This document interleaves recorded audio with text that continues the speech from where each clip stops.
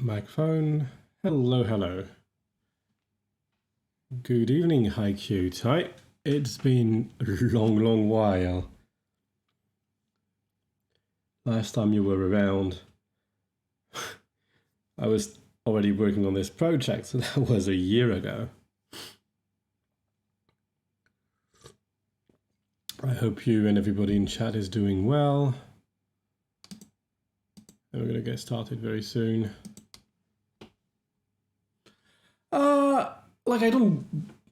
I thought I was like, oh, I did what I can with this and I don't know how to make progress. And so I kind of moved on to another silly side project like I like to do on my spare time. I work by, I have an idea and then I think about that and only that for a while. That can be weeks, months. And, and I got a new idea about this. Actually, I got several new ideas because somewhere in 2020, I did find some literature on generating random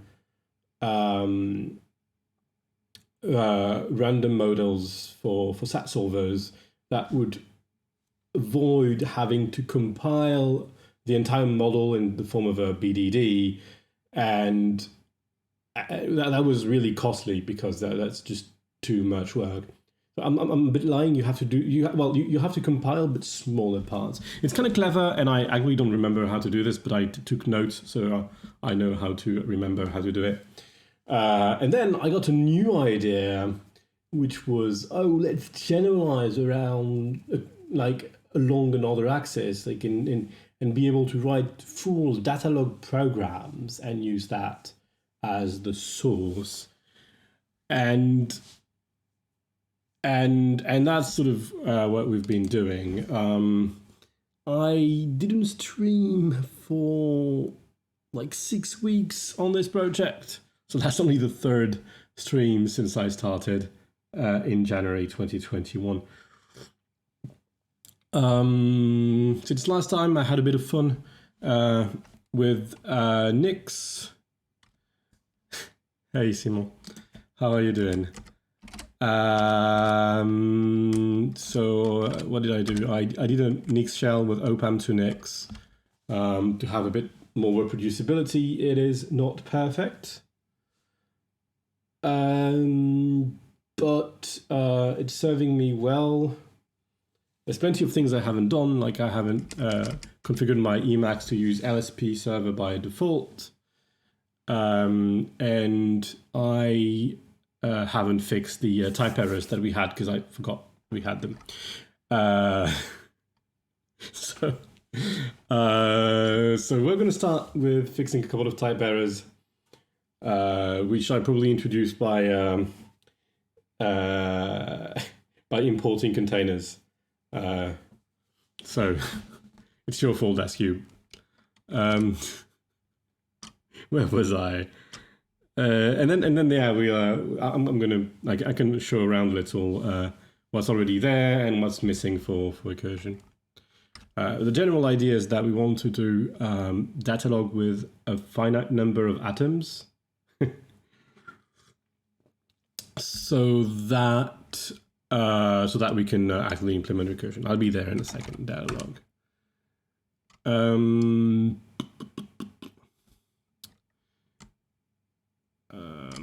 Right, so in the datalog.ml, it's in branch datalog,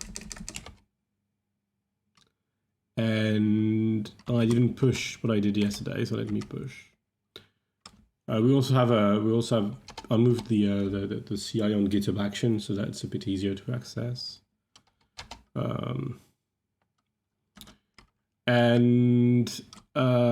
Right, so I want to turn on LSP. And I have no idea what's happening here. Oh yeah, there's a couple of... No, actually that's not your fault, that's entirely mine. There's a couple of things called var.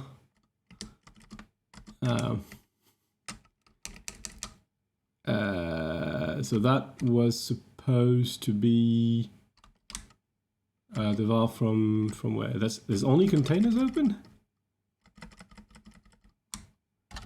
Well, it's called var, sorry. That's arg. I don't remember what this is about. I should show around a little so we have time to have a bit of a look. What's the type of pass? We don't know. Okay. So what do we have here? And we have a split screen, and we're going to see two parts. So we have a definition here of relational algebra, which is something that is that can be reduced to SAT or reduced to logic using. It's like I use the code paper as my basis for this. I did that last time. I don't remember the details. Oh, that's the main function. I think, is it? Right, I compile everything to relations, and then and like relations are matrices, and then we compile the formula to a formula.t. A formula.t is that type that we see here. It's just you know, syntax. This is Emacs, yes. Emacs in 2021 can be pretty stylish.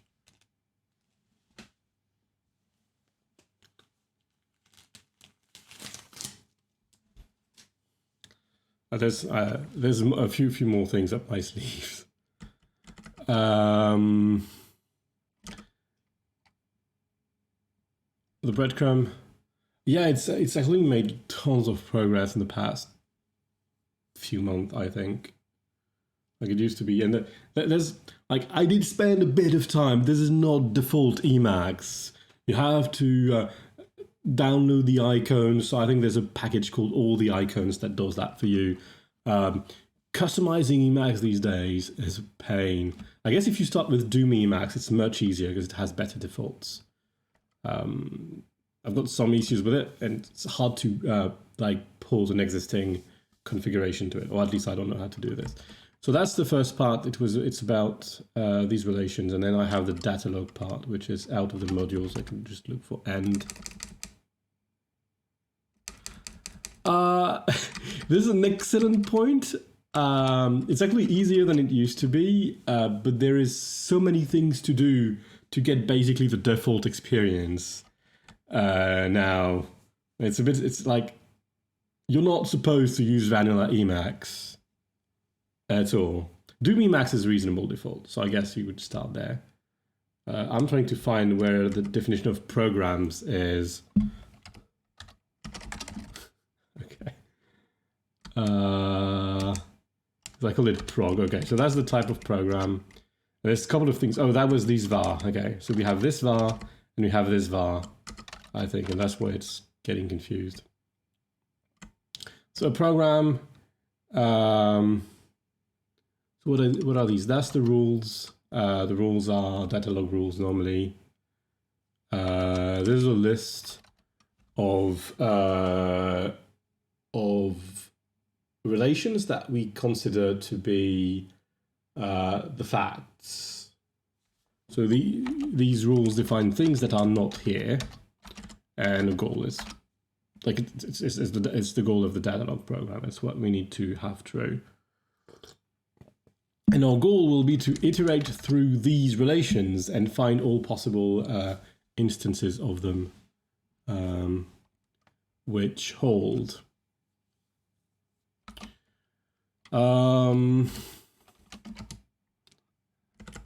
But yes, Emacs customization is it's whatever. It requires a lot of time to get a good experience, and that's a problem. And there are some days when I just want to spend this time because I'm this sort of person, but really it's a bit silly.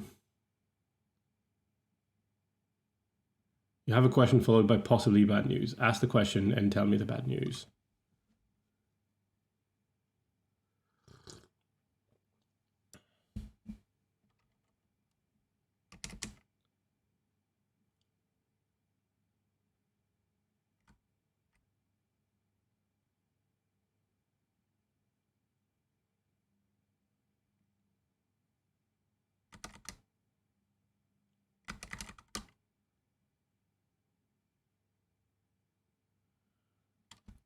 issue 20.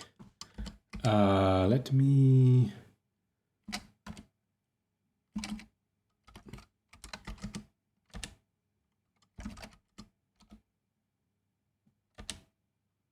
Oh, depend on issue 20.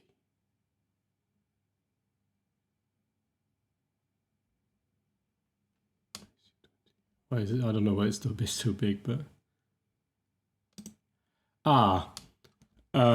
yes, I don't know how to solve issue 20.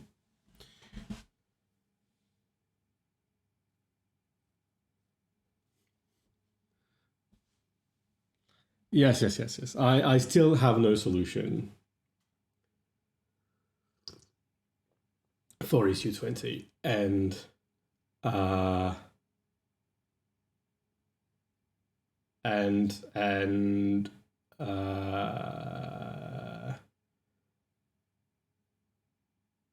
yes, things are very complicated. I don't even know if I wrote everything.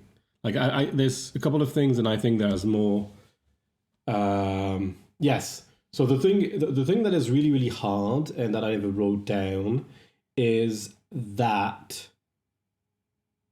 I think the thing that's really hard is that something that is not reachable logically doesn't mean it's not reachable without glitches. Like if you like I once made a synthetic example. I have like 2 items blocked by 2 keys and a key each in the same dungeon, and you have one of the key, and you can sort of switch and have only one of them, and that leads you to some places, and you can actually you can very easily soft lock the game if you're not careful about this. Issue 20 is a pain, and today and for a while I'm deciding to ignore it because I have no idea how to solve it, and I'd rather just have fun coding what I know how to solve for the moment. I have played a few dual randos. They're I did the Christmas special for this year, which did my head in quite a bit. It was a thing. There's at least one dungeon that made me crazy because I missed a door.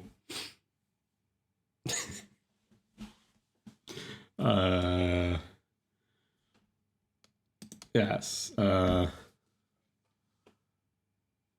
Consumption of finite resource along a path. Because you have like a string of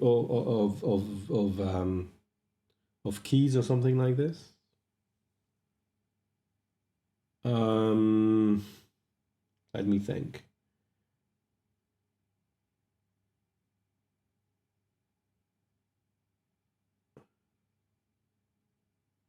Yes. You light the torch.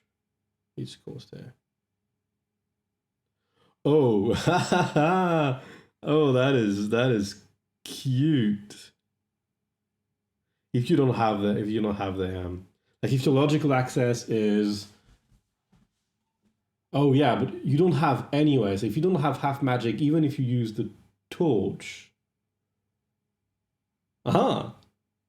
This is really cute. Don't hesitate to write exactly this in the issue. This is fantastic. I love this. Yeah, I did the Christmas special is the only like cross dungeon door rando that I've done, so I haven't thought about it a lot.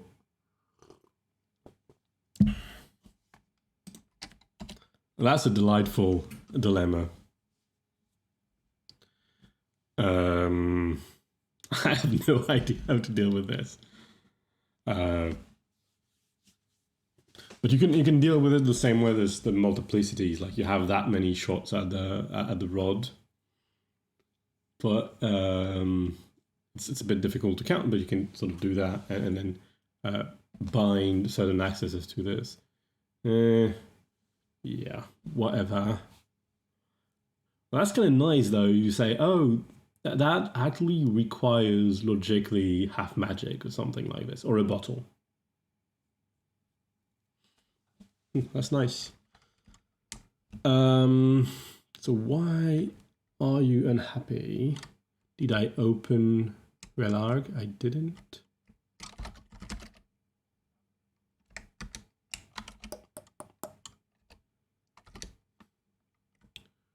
So index of. Maybe index of is the problem.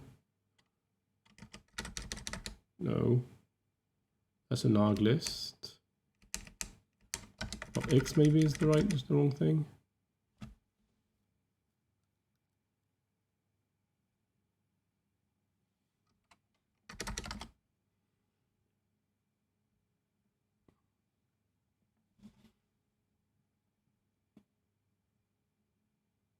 A sequence of crystal switches and only bombs to hit them. Whoa. Oh.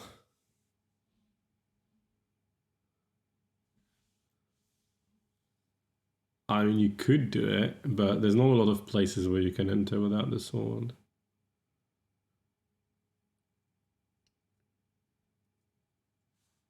Yeah, no, it sounds difficult, but yeah, you're right. Yeah, that's quite true. Oh, it says this is supposed to be an int because it's called pass. Yeah, what have I done? That's the problem with returning to something after a month. So I need to remember what's happening here.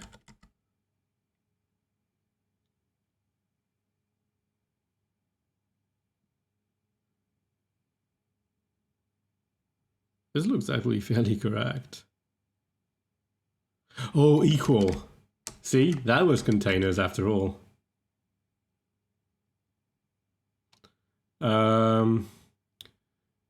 Das cube. Do you remember? Can you remind me? What is the? I feel I solved this before. Did I lose some things? There's a module in container that contains the generic equality. Which was it?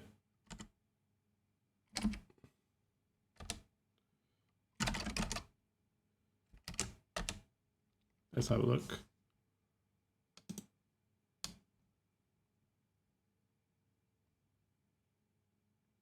stdlib dot equal. Sure, that makes sense.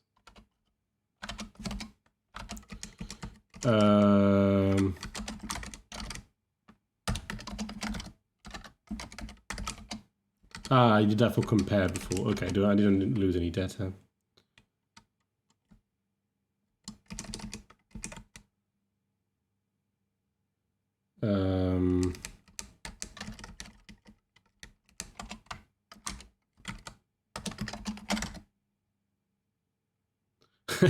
Yes, Emacs is fantastic. This is actually this is called Emacs Application Framework. It's a bit fresh. It's a bit fresh, but I've had trouble streaming with both an Emacs and a browser open in a separate window. I had a setup and it broke when OBS updated once, and I got tired. Like, we spent some time making EAF work. I don't remember what I said. What did I say was fantastic? So anyway, I don't use it in my normal workflow. It would require a lot of customization for me. It's just for streaming. It's quite convenient. Emacs is a bit obsessive. Yeah, I got Emacs is like Pinky in the brain. Sorry, in the cartoon. It's how to conquer the world, and that's pretty much it.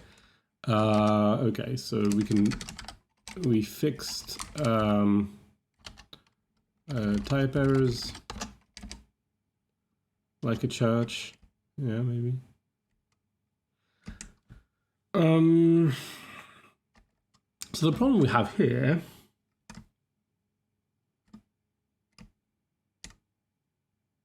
is, don't we, there's something missing.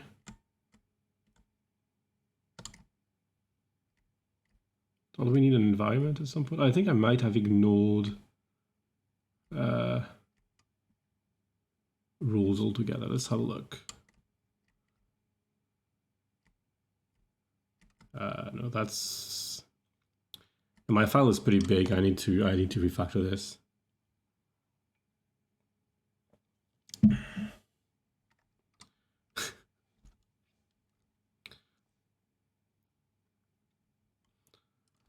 I should totally have spent some time beforehand looking at my code. So we have rule to arg. We have a no. Let's go see the definition of rule.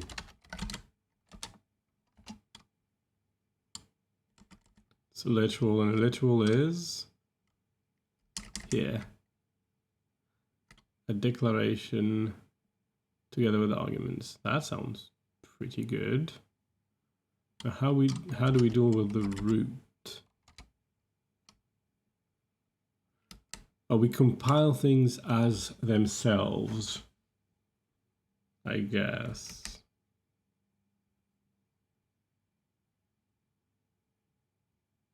Right.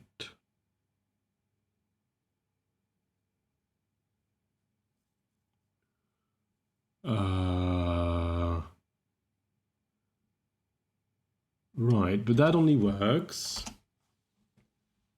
That only works if the root is an instance root, like a base thing, because these one we want to see in the resulting program. But the rules that are defined, we just want to compile them as a condition.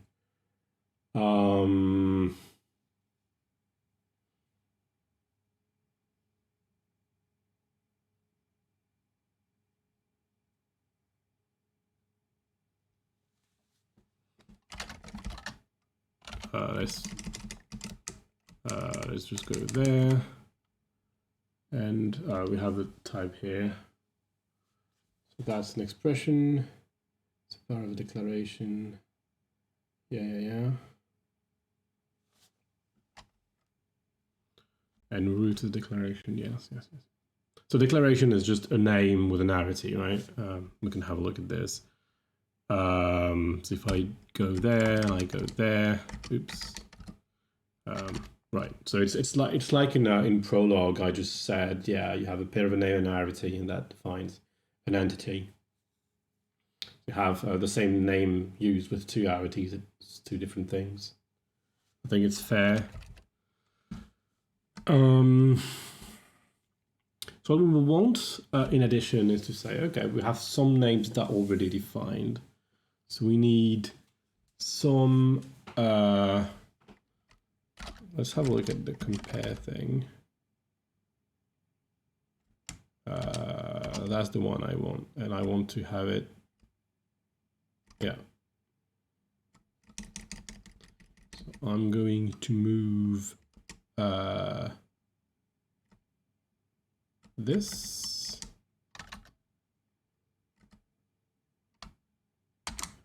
Oops. Near rel, near the definition of declaration.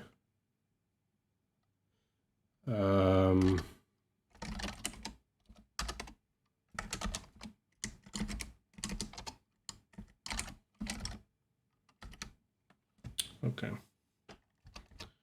So now, so to recapitulate, now that I'm up to date with what I did, my goal is basically in compile rule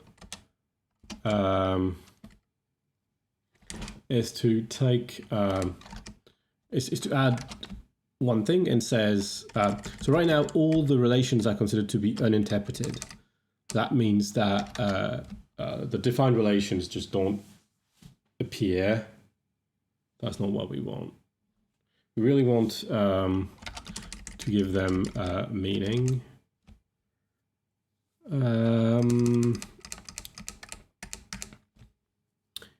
And to do this, we're going to add environment.t that returns a log.expr.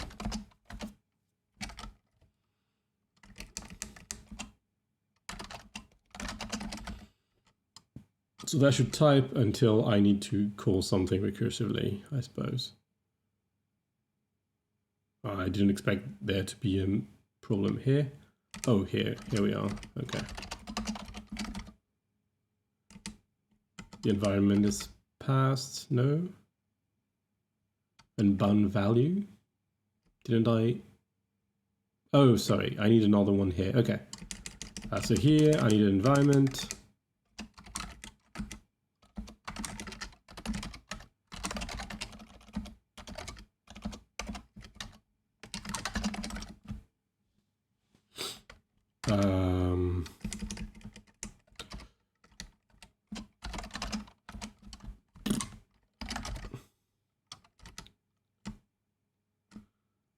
And that actually compiles for some reason. The compile goal will also take an environment. Let's just do it right away.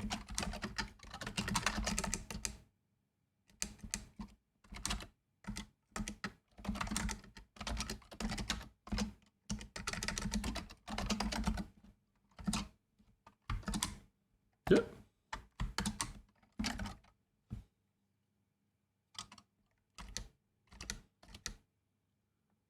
So we have a couple of unused ones. Actually, that's kind of surprising. I'll have to do the same thing. Okay, so I'm going to make myself a helper function. That's like dref. It's going to take one of these.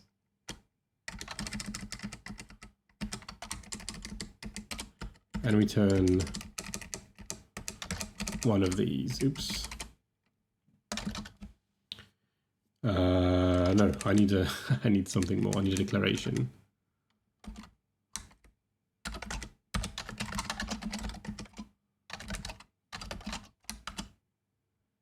That's a literal now. Damn. No, not L. Decal. Or I for it. Relation. No, that's a terrible name. I'm going to call it D. And I'm good at names. I promise. Sometimes I'm good at names. So what we want to do here, we're going to make an assumption.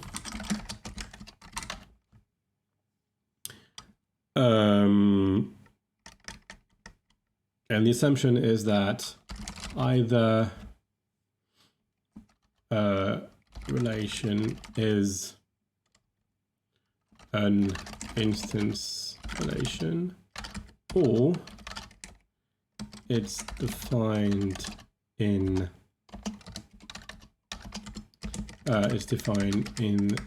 the environment. It means that we can do try and dot find. Oh, sorry, what's the type of find? Okay, let's put the arguments in the same order.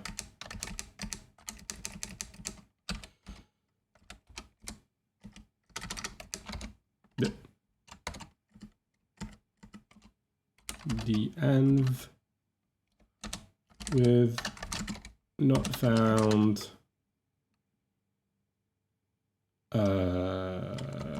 Vardy. Does that make sense? It looks like it makes sense.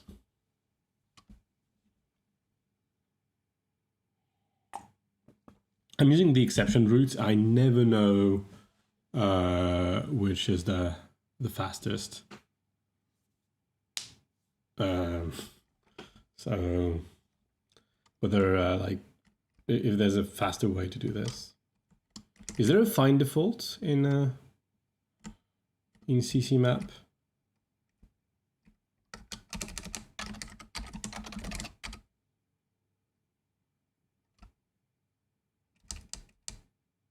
No.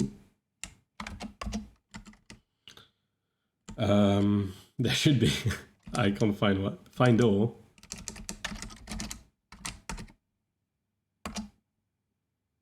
Maybe it's not as. It should be CCmap, right? I have opened containers, so then I do map.make. That should give me the big one, right?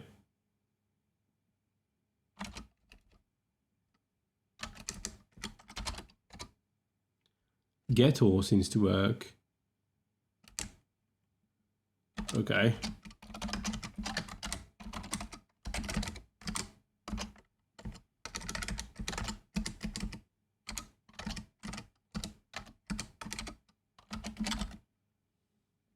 What's the difference between get and find in thingy? Is there a logic to it? I mean, I guess there is, but no, but there's a get and a find, and get looks like it's fine. Like if I do env.get, I got that type, and it looks a lot like find default. Find opt. Oh, I see. Okay. Get for the total versions, I guess, rather than save. Right. Right, I see. Yeah, okay. It's because of they. So now we replace var with the ref.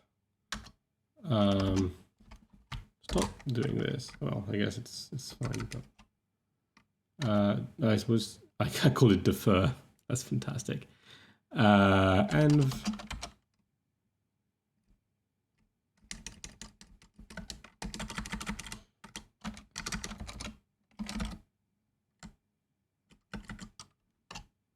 I should just leave it this way.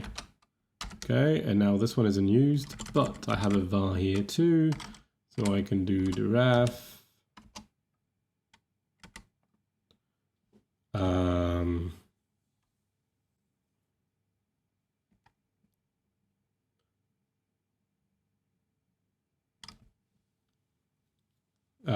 Ref lroot and well, that is great. That doesn't like. I don't like this. Okay. Okay.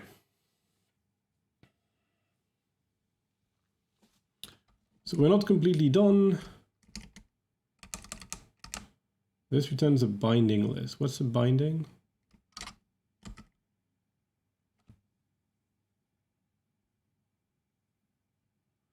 Oh. Why do I have bindings? I want this one. Okay. Can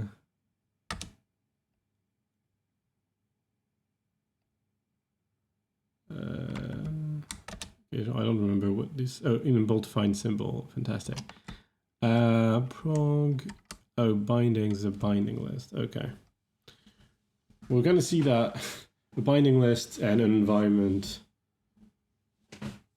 like I just did, is the same thing.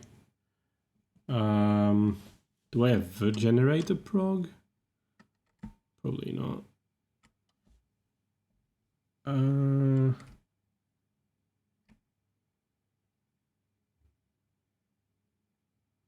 Why did I want to do this? I'm not sure that's what I want.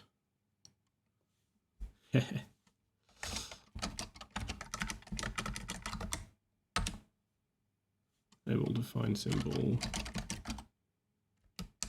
Right. Okay, so we're going to make a bit of a difference here. In the compile thing, I'm going to generate an environment So we're going to do, oops, expr m.t. Now, of course, this is not going to work.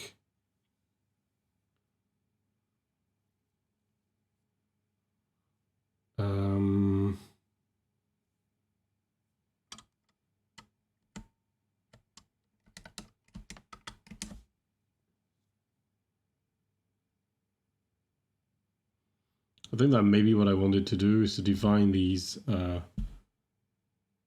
relations maybe for sharing. So I wanted to define a new relation for each iteration, but I can do that later. Maybe it was already a bit of like instead of having like one big fixed point, I wanted to define R1, R2, R blah blah blah as many number of times as I needed. But I think I just flattened them silly anyway, so what difference does this make? By the way, for those who were there in the first two things, I said, yeah, I can just, like, I wondered why Kotkot didn't use BDDs as their formula intermediate form. And it's sort of obvious. Because if you have a BDD at the end, you'll generate the entire compilation of your problem. So you have at least sat in O of 1. It's much harder to build a BDD than to build the SAT, and you end up doing this. It's not small BDDs at all. So I was not paying attention, obviously. So here, yeah, we have a list of rules, and do we have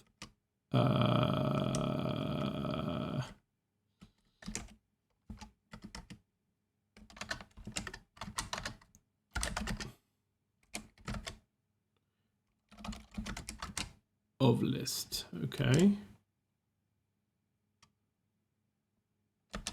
So we could do this. We remove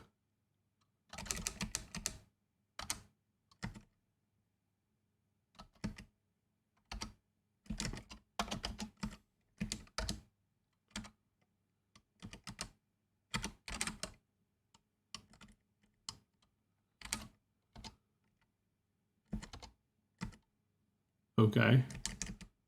It's a bit weird. I only need this. Interesting.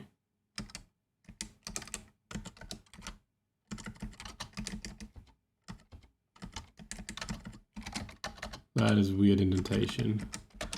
Okay, this is very readable code. I promise. Totally commit that to your work. Your colleagues will like you.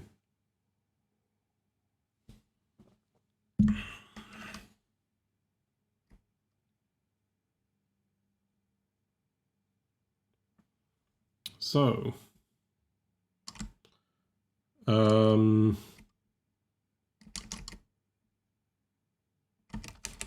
we're going to rewrite that to have to be an under function like this. Because that's precisely what we want. Well, sort of. So now we've arranged the compilation of rules to tell me, oh, it's a function from an environment to an environment. This function is not increasing, so we can make the increasing function.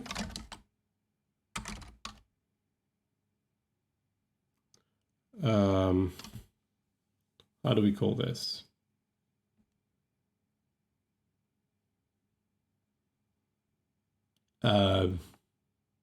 Yes.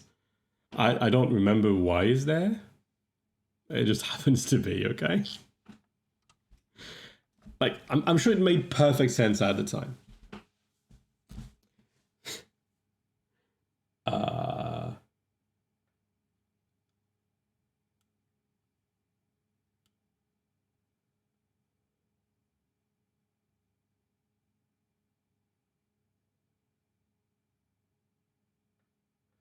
Oh, I see. Okay.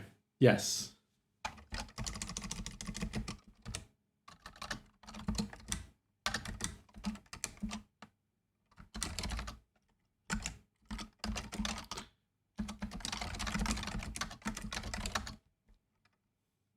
The rules whose head is a given symbol. So we just arrange them to be not empty.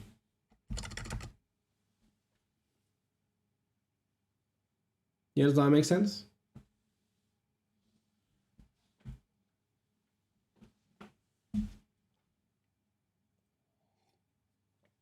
It's quite possible to use a non-empty type list, but I don't really care.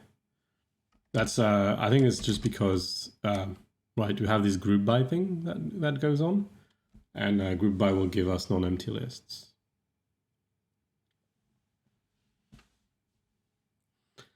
I guess you'd if I designed it like this, right? So, are you complaining still?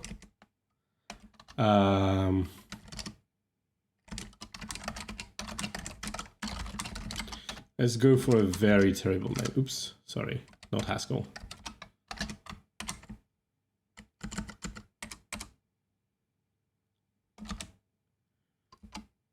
Should be the case that, sorry.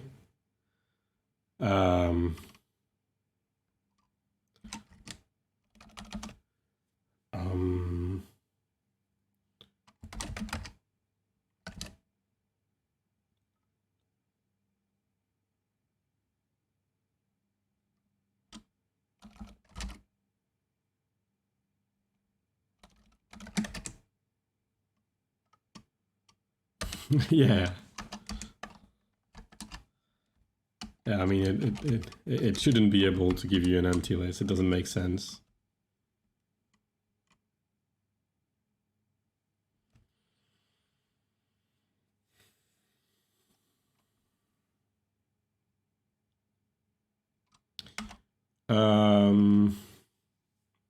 CC, it's not that stupid and unreadable code.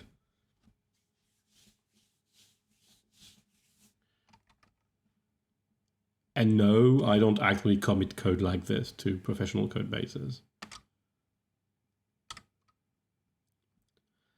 So, I want to take a union. So we're going to have something here. I don't remember what the symbol is. It may be question mark, I'm not exactly sure. And we want to have compile rules of rs_env and env. So really they define the same symbols. They should.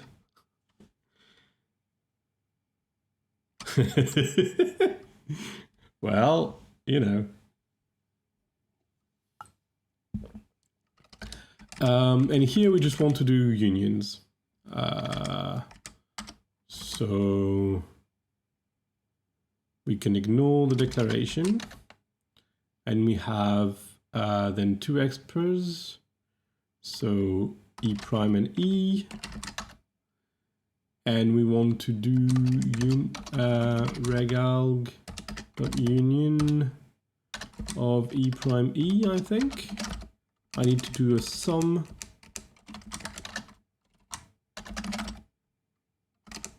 Oh, it doesn't. Okay, I can't do that. Oops.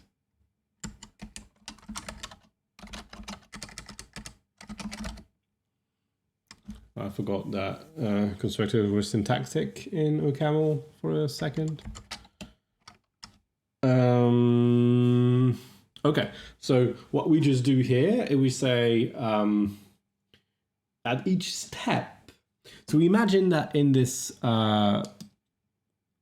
environment here, we have the previous value of R at one iteration less.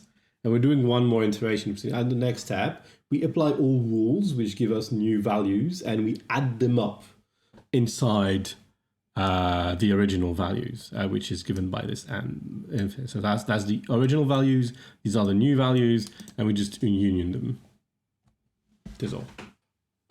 So now this, like if I have a rule list, Rs, if I have an Rs like this, then compile and inflate rules of Rs is a monotonous function. It's an increasing function. And therefore, it has a fixed point.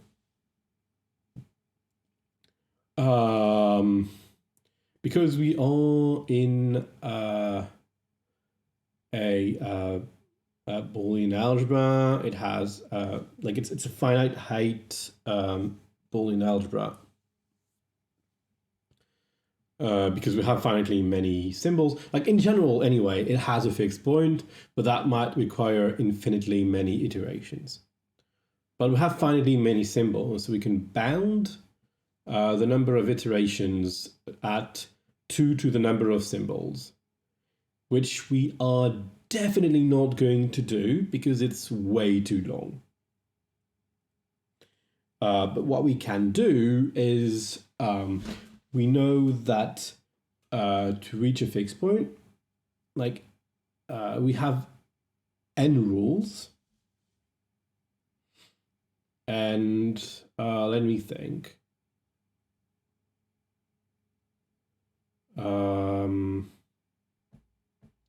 No, wait. I'm getting confused. I thought I knew the bound. There's a bound that is way better than 2 to the n. I forgot what it is. So let's suppose well, I didn't even know what I said 2 to the n, but I didn't. Yeah. So like let's suppose for a second that each relation is a predicate. It has a single. It holds it's a set of symbol. Then we know that the height is bounded by the number of relations times n. So we have to add at least one n in each of these things, n being the number of symbols. I thought I had a bound in the number of rules, but that may be silly. It can't be. You can have rules that add everything in principle, and really it's really about this. There's like every step needs to add a tuple in one of the relations, or it's a fixed point. So it's the number of tuple per relation summed over each relation. So we're going to have to compute this, and we can compute this by seeing what's missing. Fantastic. In a program. So we can like let get derived takes a program. I think it's prog, yeah. It returns, say, a list. We don't really care of declarations.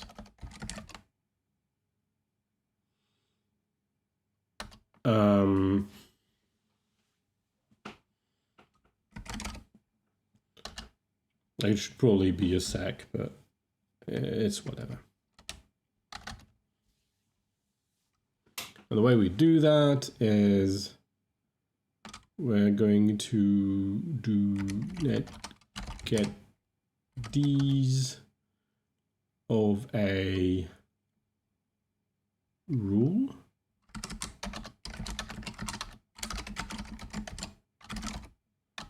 This is going to be very, very slow.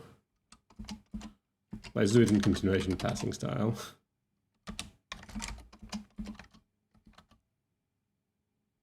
So I'm going to call it add these.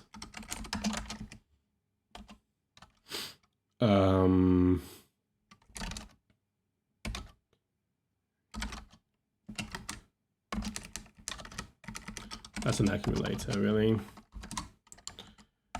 And so that is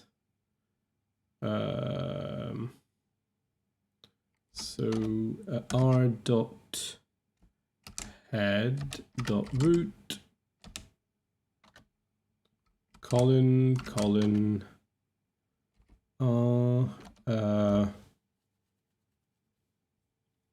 what do I have?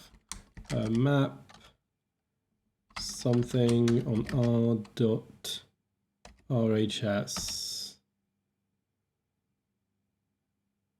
So it's a list of literals. So map fun x, well, L to L.root.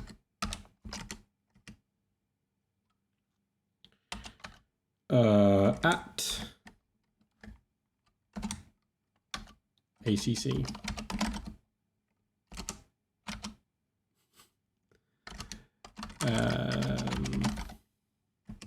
Okay. So now we can do this, and now we have a bunch of instances. We want to do prog dot rules, and we want to do list.map. Do we want to do list.map? We want to do list.fold. Which fold? Yes, full left is fine. In which case we want to do, that's easier. So that's just written in a way so that full left is convenient. Add these.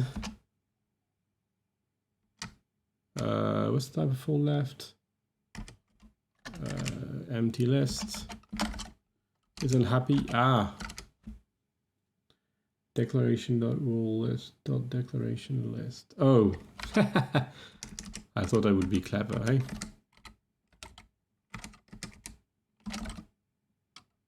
Still not happy. Yeah, because that doesn't have the right type.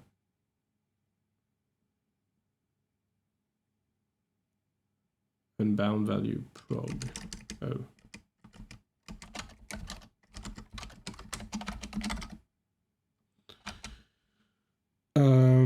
It does have the right type, but it's not the right thing because I want to do. This is so slow. I mean, it's all list.mem.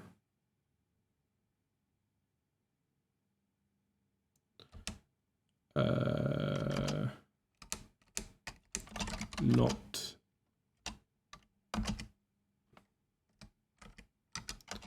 this.mem. Sorry, I'm confused about that's the equality. I can leave it as it is. The list is prog.instances.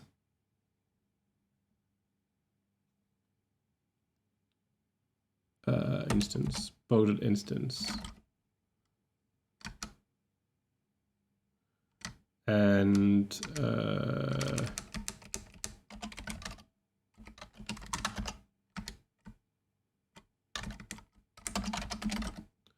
okay. So these are all the derived symbols. Fantastic.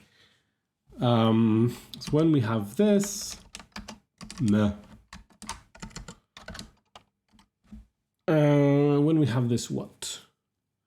When we have this, we can count the derived, or we can count the height first. So let that is height. Prog. So it's depending on the prog because it's we're only iterating on the relations that are derived. And that gives me an int.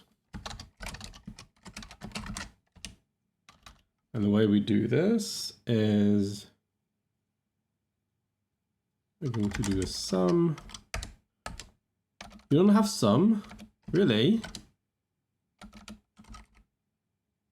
No. Okay.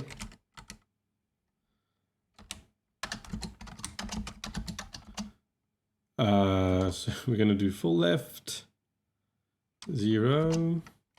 So that's the sum. We're going to do prog get derived. So we need something here.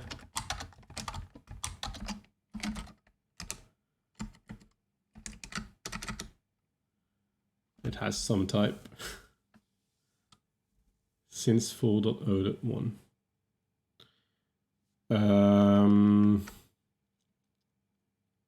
What do we want to do? We want to.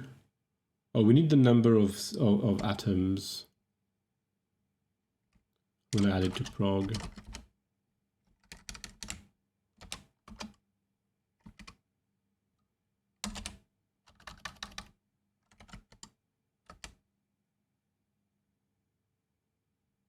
Type atom equals var. Oh yeah, we have atoms.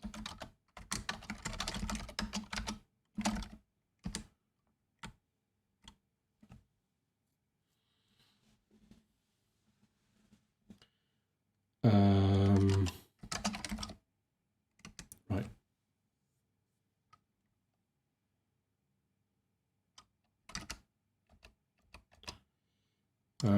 So now for each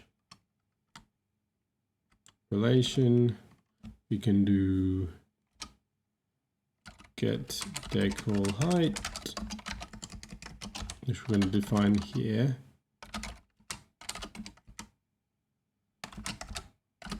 It takes a derived, no, not derived, a declaration, and returns an int equal fun d in d dot what do I want? D dot arity multiplied by prog dot atoms. Oh, length.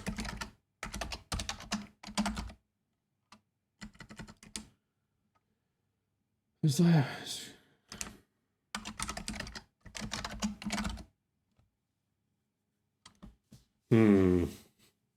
Yes, this I wrote the thing with the best performance.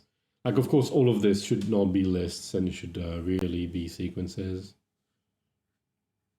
That would work much better. It's not too hard to fix later. So now I also need an initial, let's empty env, or let's call it like bottom env. That takes a prog, and that returns a rel alg expr env t, and that's all. And prog, and so we also start with the derived, get derived. But here we are going to map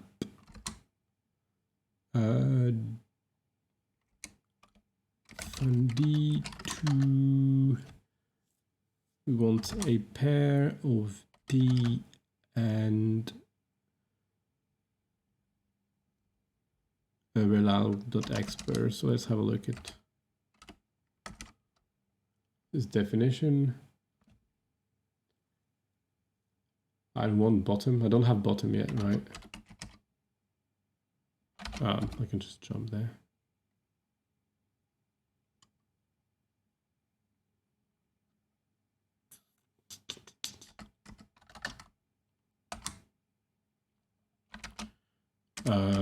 Adding bottom means that I need to be a tad careful.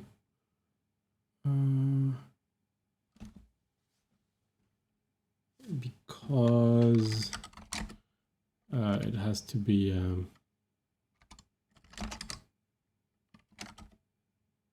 I'm going to have a ton of errors. I'm going to finish this and then fix the other one.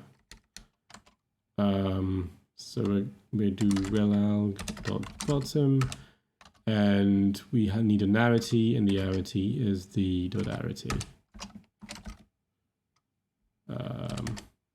That's list.map, and we finally need to do an env.ofList here. Why is it unhappy?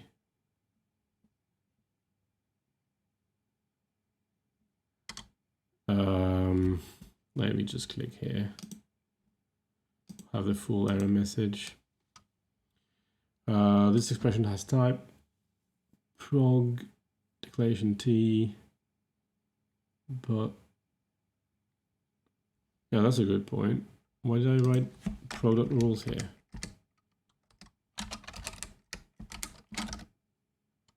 Okay. Okay. And so up to some details, we can do then let compile. I need this as well. Let compile prog. For now, I'm going to lie a little. Well, we'll see. So we do, we want a prog, and we return a relalg.prog.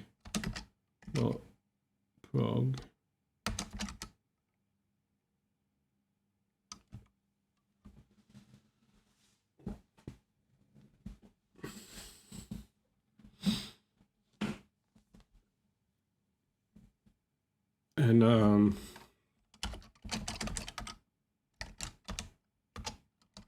I don't think I need this.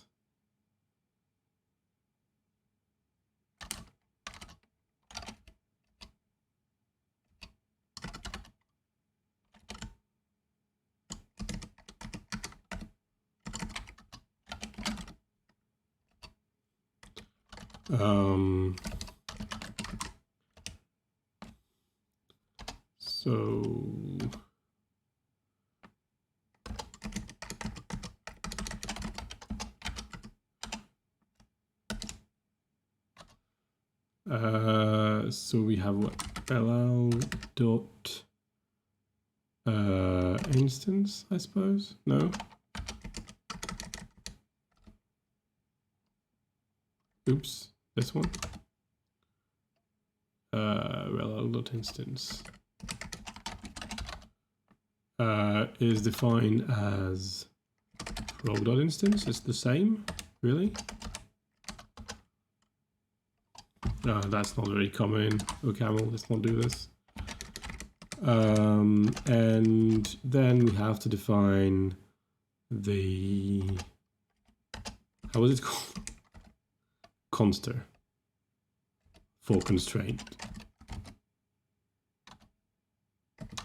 The constraint is equals to compile goal.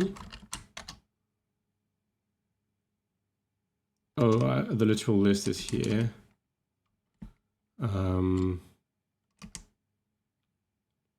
Why do I use it?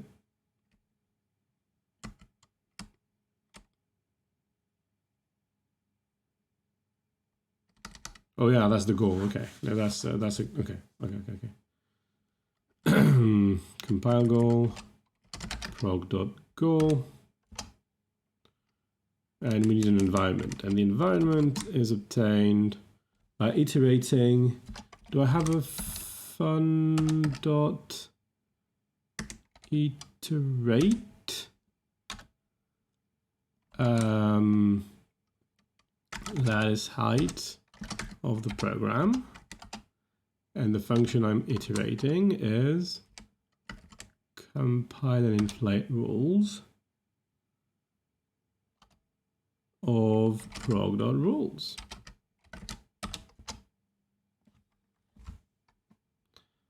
And I need an initial value, I guess. right, and that initial value is going to, I don't know why there's an extra line here. It does weird things. Ooh. So what do we do here? What do we do here? We do the empty thingy. So that's 0. How do I call it? Bottom env. What bottom env of prog. Nice. So this I claim is a complete program. And there's really no sharing here. I was considering introducing sharing with names, but I think it's a bit silly. We want to do all the sharing at the term level using hash consing. I'm not sure exactly how I would do that. So they in CutCon they have this very weird scheme where you don't necessarily, not everything is hash const, and then you have this explicit sharing, but like 2 levels deep, and I have no idea why they do this. But we can do more sharing and try to compile things exactly once, but we can do that later. It's fine.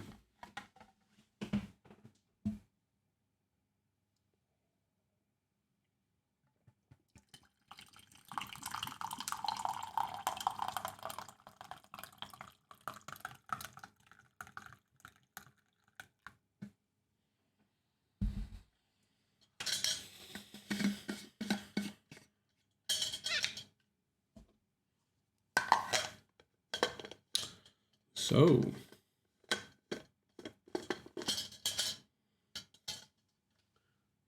this module apparently is less than 400 lines long, and we did compile quite a bit.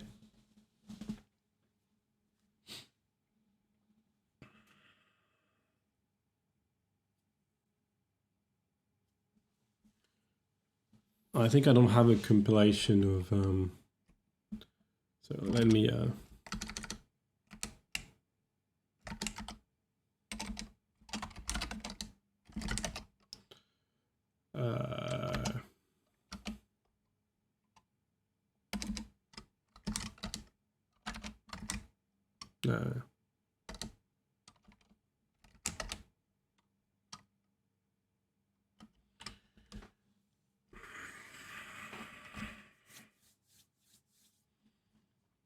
so someone has question, is the right time? Oh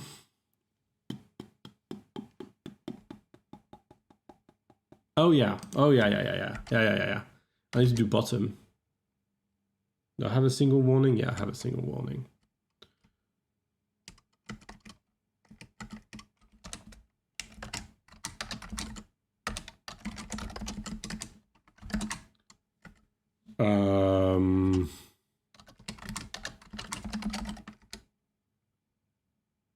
Sadvar formula T, rel.t.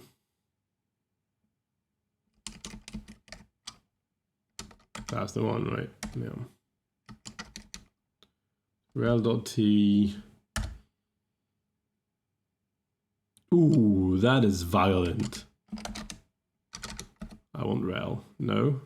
Okay. I just jump inside the sources of containers. Module rel is here.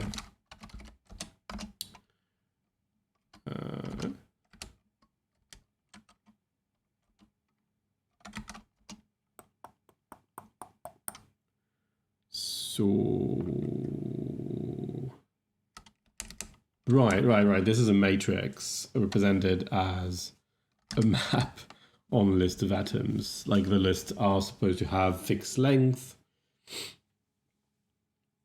But in that case, it's a very easy one. I don't actually need the arity in bottom right now, at least. The solution is quite easy. That's just rel dot empty. Boom. So I don't need the arity, yes.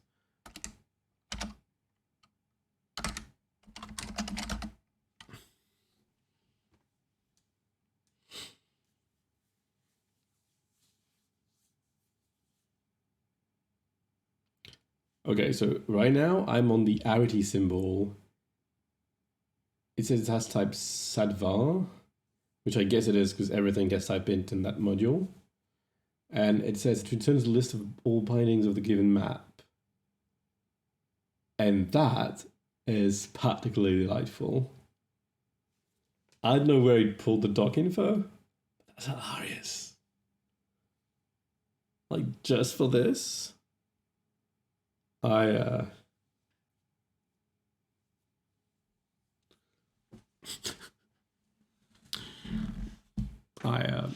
I'm gonna screenshot this actually.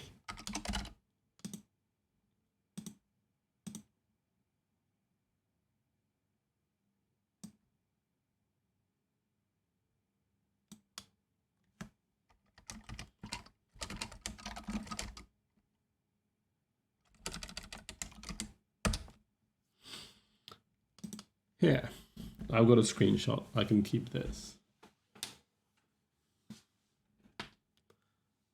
Look at the box on the top right that says that arity returns the list. Like arity is an integer, like everything is an integer, so it says it's a sadvar type, but it also says that it returns the list of all bindings of the given map. And I'm not sure where it pulled that doc info from, but I just screenshotted this because it's too funny not to share. It's nothing serious, and I mean, Ocaml LSP server works fantastic. So I'm not laughing at anybody. I'm just being very, very amused at seeing that this variable here is available since the version 3.12 from Ocaml. It's just very funny to me. But you know that many things are very funny to me. So there's that. So let me I pushed before that, so it's okay. A compilation of bottom.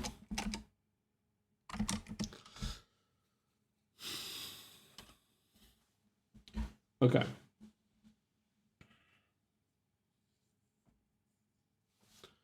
So now we can compile an expert, compile the formula, atom list.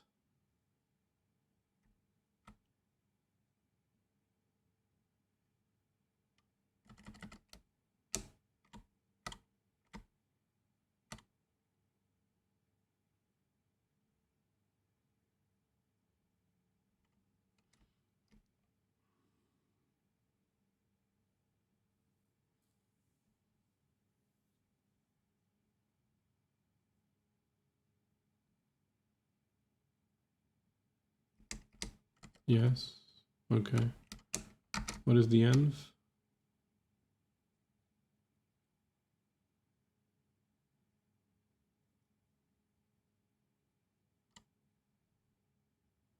Do I even use it? I guess I do. Yeah, that's not helpful. Oh yeah. Yeah, of course. You need to give values. These are the initial values for the relations. They're not going to be very interesting right now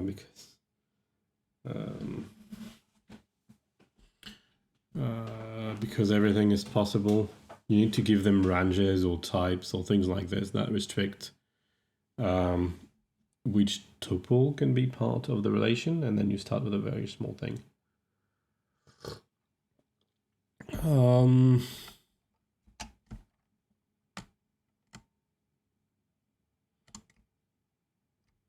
the general idea is that you take a program. So this rule also requires the atoms.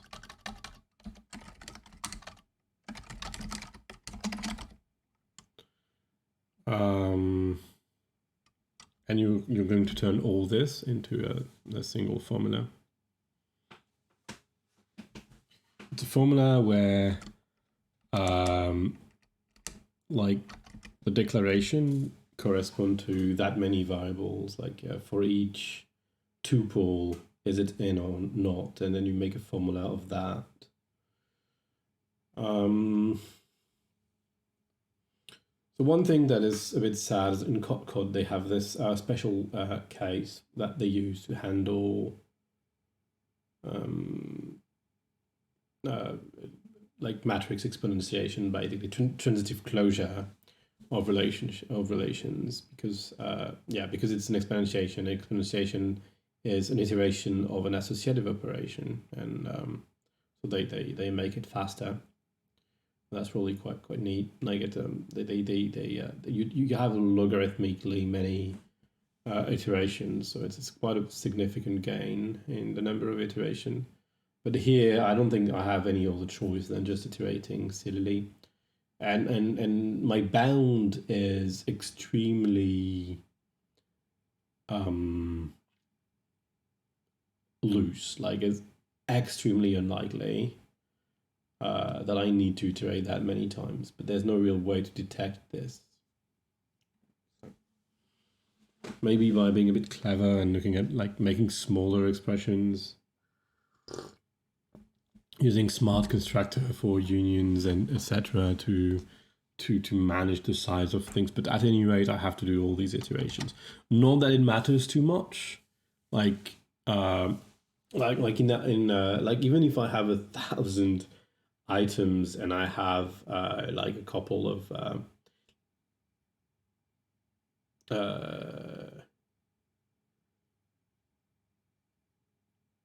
I did something stupid, I think.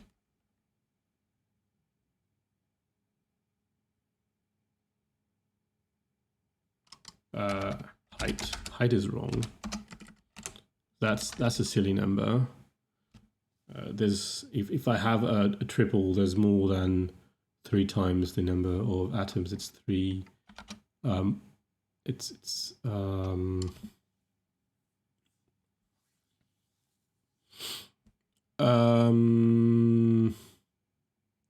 Let's open the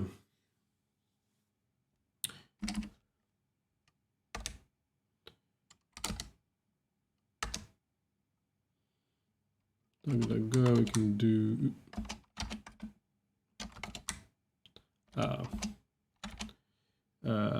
met e bang Ocaml pervasives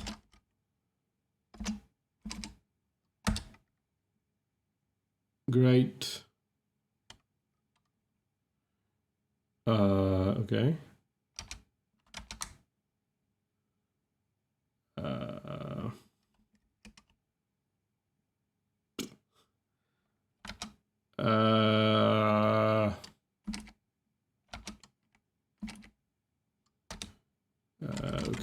Ocaml.org.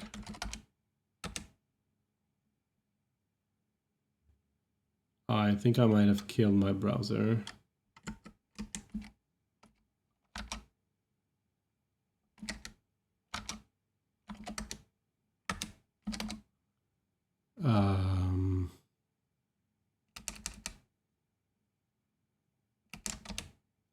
Well, not entirely, apparently. Oops. But does Ocaml.org exist? I can't open it.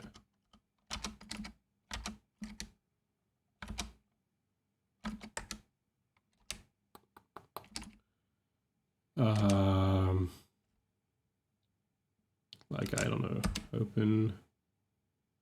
That opens. Okay. I don't remember where things are. What's the exponential function?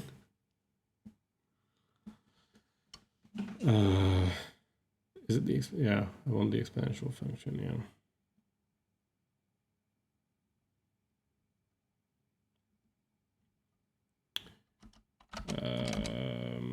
Right.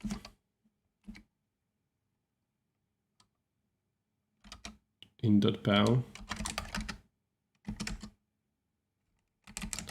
There. Which one is which? First pow the second. Okay.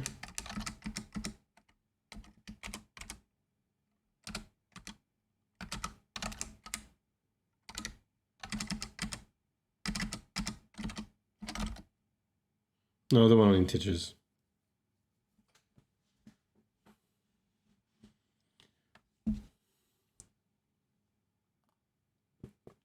Great.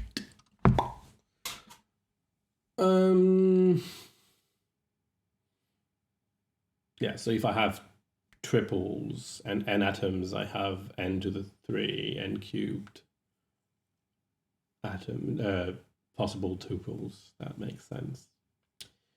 But even then, like you need a lot of tuples before that becomes a problem compared to iterating.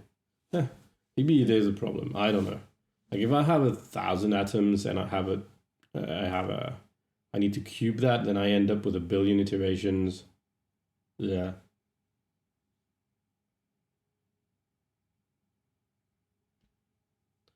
There may be a better way. But we don't want to detect equality because it's never gonna really work. So there. It may be a terrible way to do what I'm trying to do, but it's kind of fun.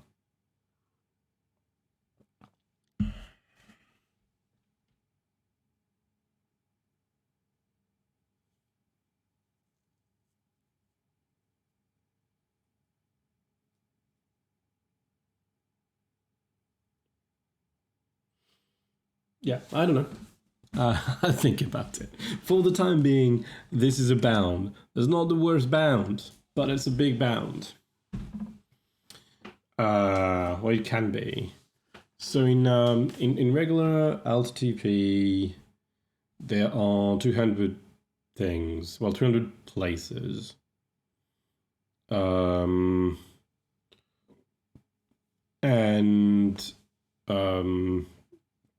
then there are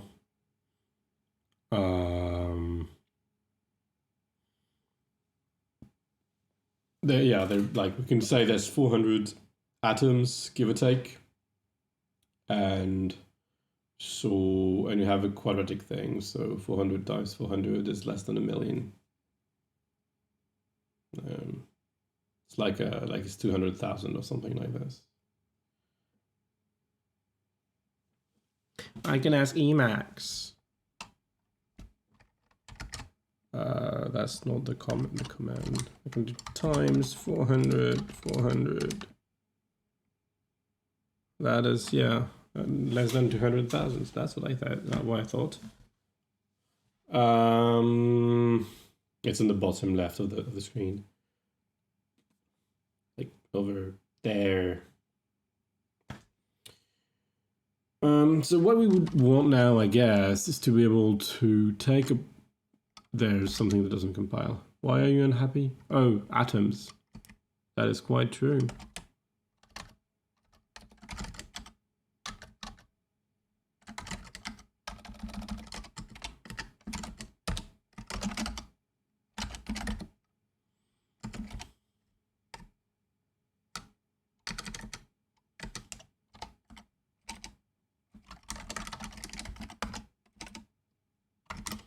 So we could lower to sat, but I'm gonna leave that for another time. What I can do now is to try and see.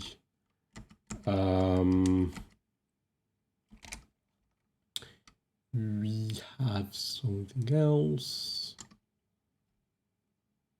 Where did I define my programs?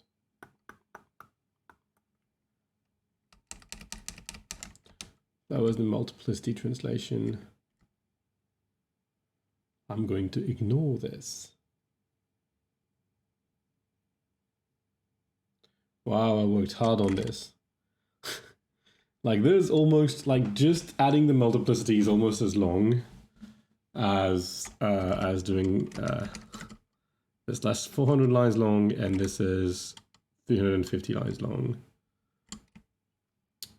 It's also better programmed than my other thing on the left. The way I'm going to do multiplicity here is not by doing a translation like this. I think I'm pretty sure I can ignore this and altogether. So this use the minisat plus trick. And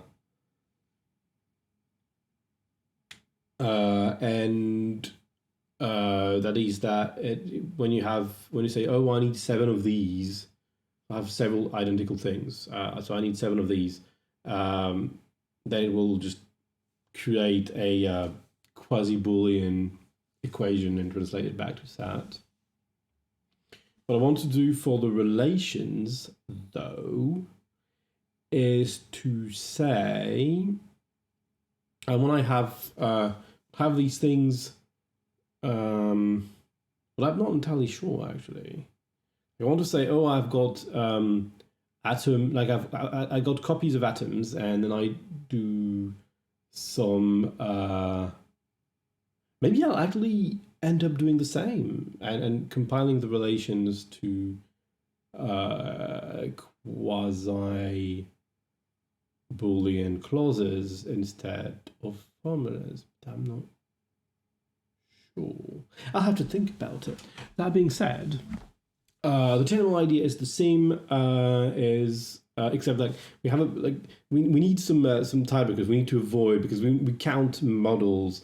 So what we can't have is saying if I have 2 copies of A's and I put like I don't know, 2 swords, and the swords are identical, but they just appear as 2 different atoms, and so we can't really have sword 1 in chest 1 and sword 2 in chest 2 being a different shuffle than sword 1 in chest 2 and sword 2 in chest 1.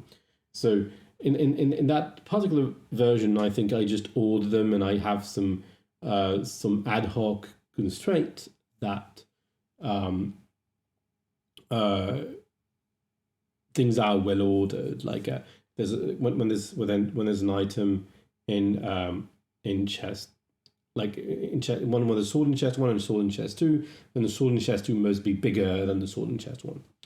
And that's fairly ad hoc for this particular use case. And the prolog version can't really express these sort of things, but what we can do is take the symmetry breaker that Cod does, and I have completely forgotten how it works. But we can use the symmetry breaking as a way to say, yeah, we have only one of these models as a legal model, and that will do the same. So the sort of the inputs of the symmetry breaker is a bunch of atoms that are considered to be symmetric, and so we, in that particular case, we define them so we know exactly which one we want, and then boom. I don't remember exactly what rules are added, but it's not particularly like it was hard to figure out because it's very implicit, because I guess like everybody that reads that already knows what it is, but I don't. That's fine.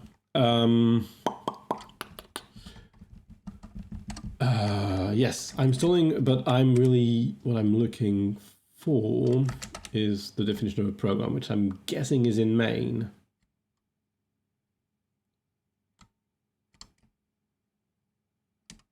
Compile arg, module phase. I don't remember what I did. Let's have a look at what compile arg is. Let's look at LSP here. Oh, it's not happy about something. Open datalog and bound module datalog. No, it's not.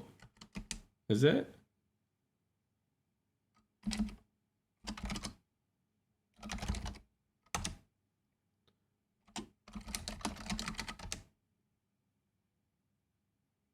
Looks pretty. Can I go there? Oops. Unuse open datalog, but it's not There's there, that's for sure.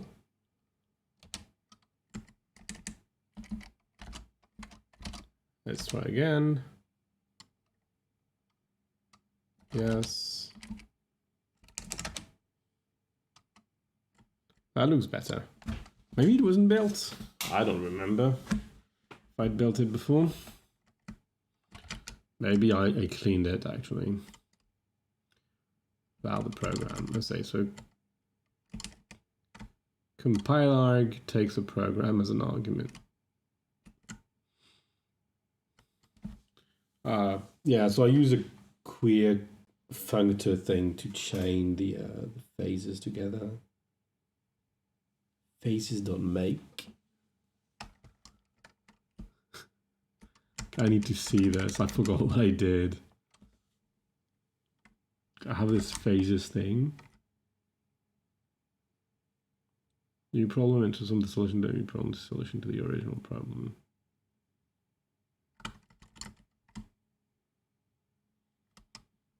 Okay.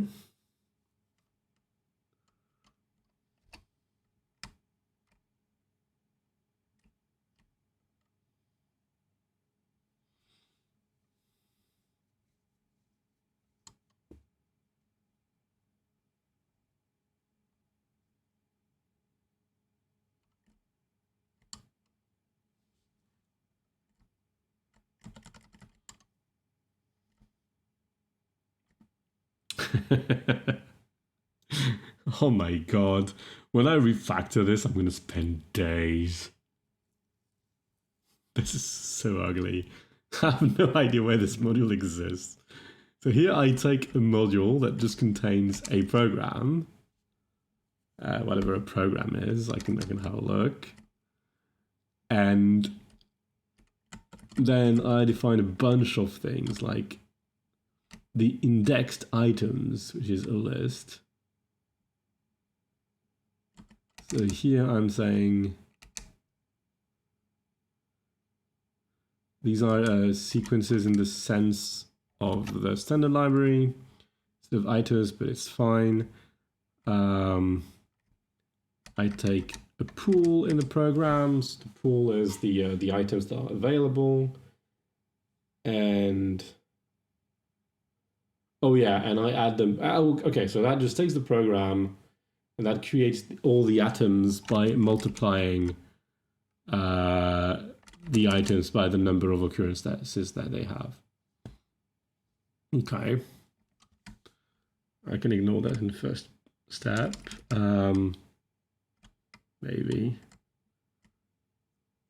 And then there's something about literal with multiplicity. There's time literals, which is not very relevant to me.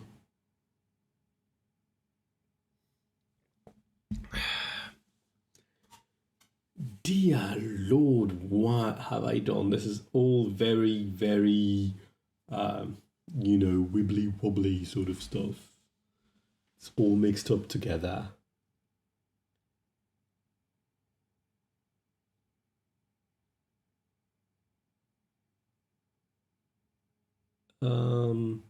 So that's all in this one module.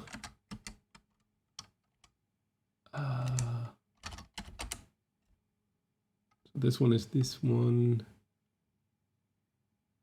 That's the module, and you open a new module, and somewhere.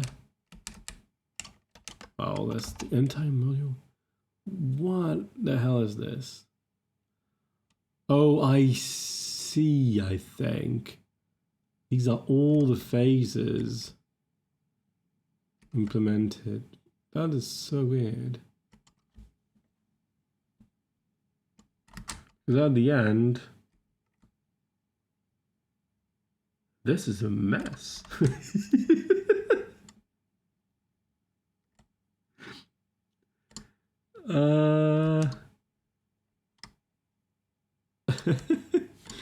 Where do I use the pass composition? I don't. That's fantastic.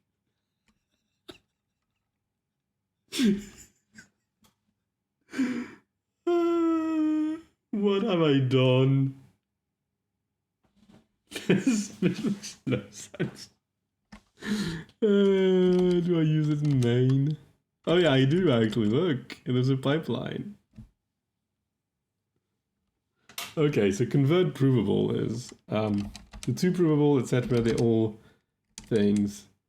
Right, so the phases are somewhat... Okay. So the phases are somewhat monomorphic. So I have to sort of say, oh, given a program P, just make me all the phases specialized that program P.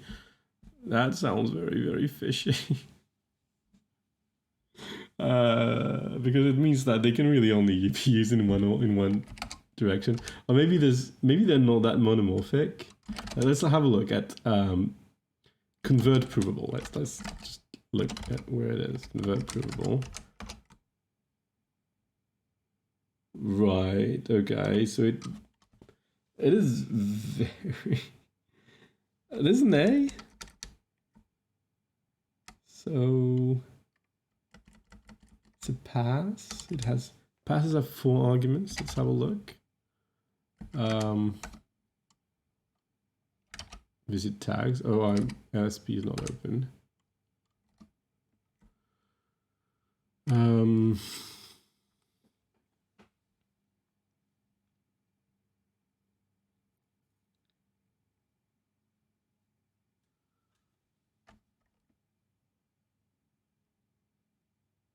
What? I'm sorry. How does that make sense? That's so funny. So that's my initial problem.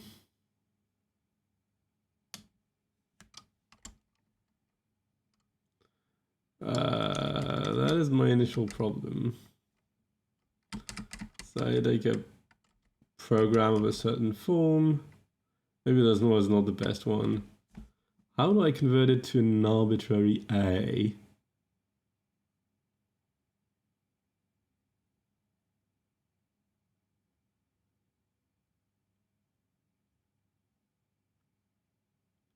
That's a very weird type. They all have this very weird type, like convert to something silly. Prove.convert. They kind of wrap things.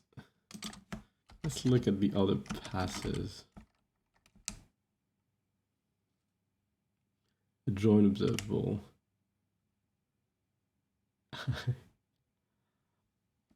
I don't understand what I did. Why are these A's?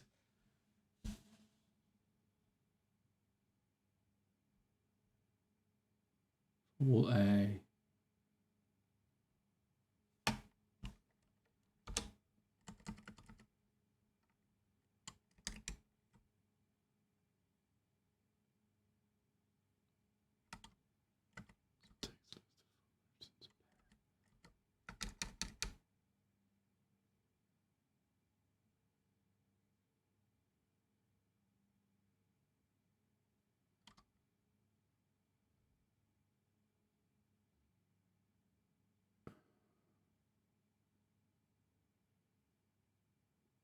Oh, sorry. Oh, no, that makes sense. That's okay. I misread. So that's my original form and that's my final form.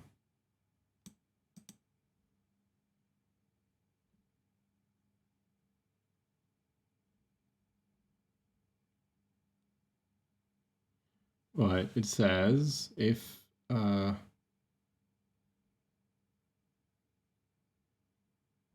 like it doesn't actually do the way back. That's what it does. And these are kind of weird. They're all very weird. It feels like the type means that the notion of pass is not the right one. I kind of have to think about this a bit more. Because all of them, they just say, oh, well, they just, they don't fix the solution up. It's just the solution is the solution. This is no good. I don't think it's going to be the case for us because we have we can express things. But I also think that we want something a bit more complex than just we want a type of problem and a type of solution.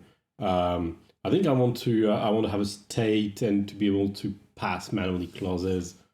I've been thinking about that in the last few days, but I never really, well, I haven't been programming for like half an hour, so let's try and find something to do. The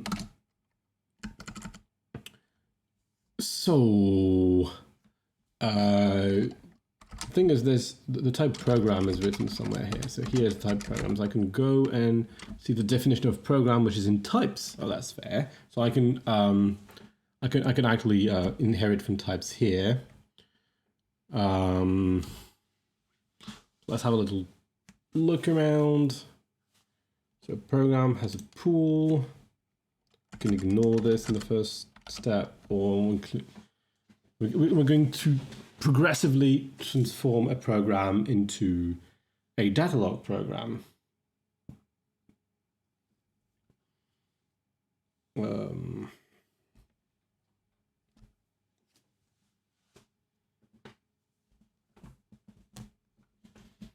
And we don't actually have the multiplicity yet. Oh yeah, we do.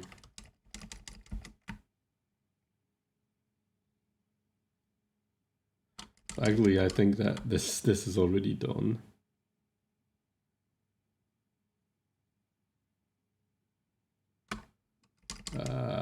I'm pretty sure this is done.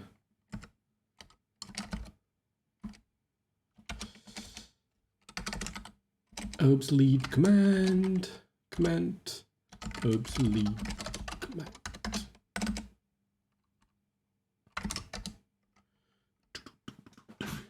Okay.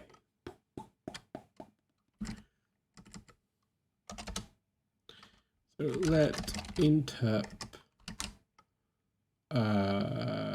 rando program. So that's this is there's an intermediate step. I'm going to write this. This is an intermediate step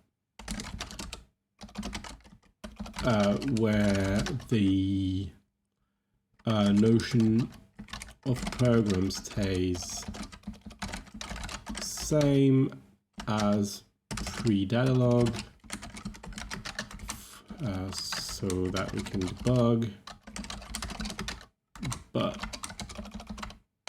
the spirit is that we can have clauses.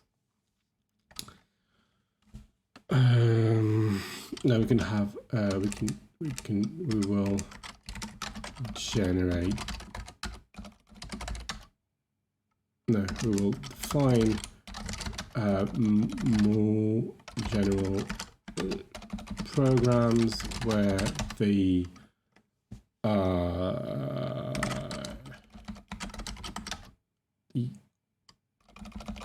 instance clauses are not clauses, instance relations are defined in the text.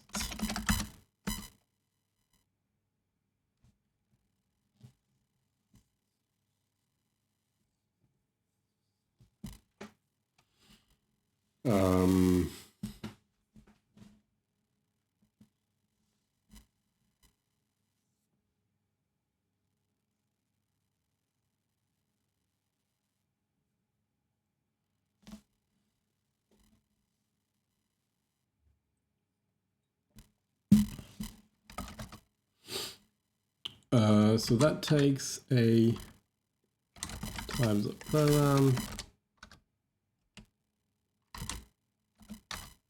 and returns a prog equals and p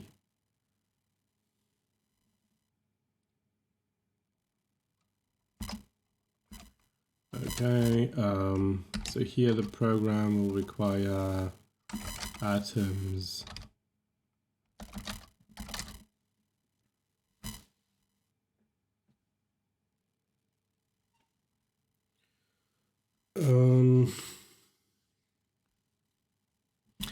it will require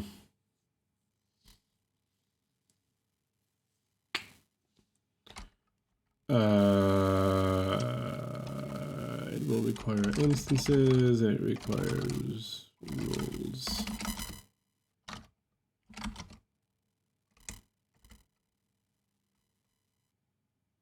No, it's not happy because that's because it's not instance, it's instance. Yes, now I have a bunch of unbound value. That makes sense. No.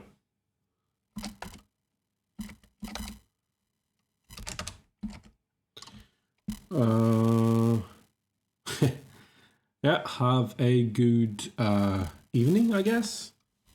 See you around. Have fun. So we'll do atoms first because it's boring. Let locks equal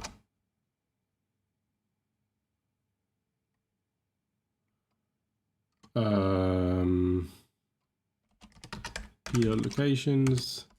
So we're going to do a list.map I. There's no map I. Really? Oh, map I without an underscore. Okay. And we have fun IL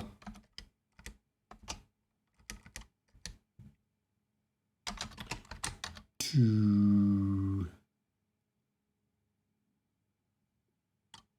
L.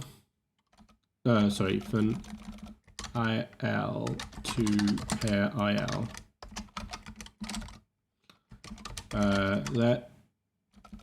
So I want numlocks was list.length locks.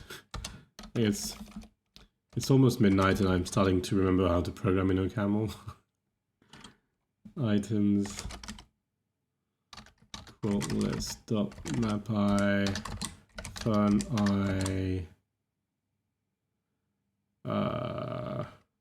it underscore x66. We are ignoring multiplicity.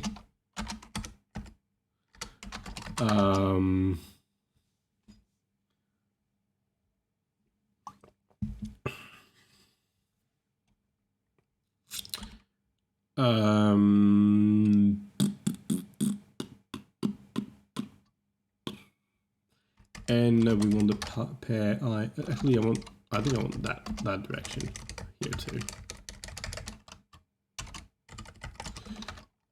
P dot pool in. So now we are going to do atoms. No, actually, I want this to be not I, but numlocks plus I. So that the items don't. We have atoms for this and for this. I think in an ideal world, we would have things to be typed and locations and items would just not mixed with one another. In that case, instead, like it kind of makes a big difference because we move from 400 squared to 200 squared, which is 4 times fewer. And things like this, as or sort of iteration top thingy.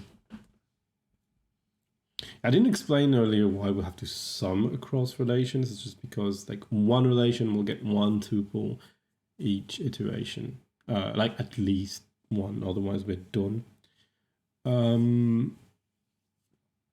It's still a large amount of iterations. That may take a while to get the formula. I don't really know.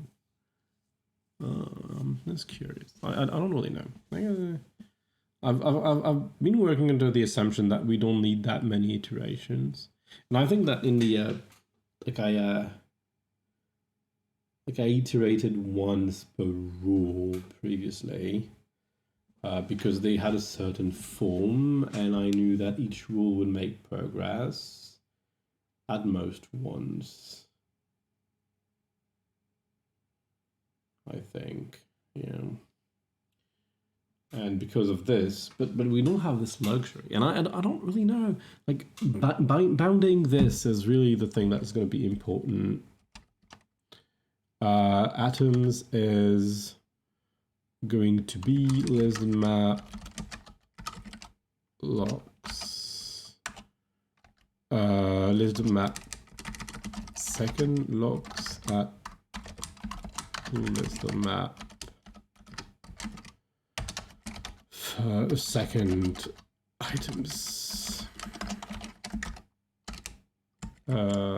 That's wrong. 6 errors in. Okay, that was the problem.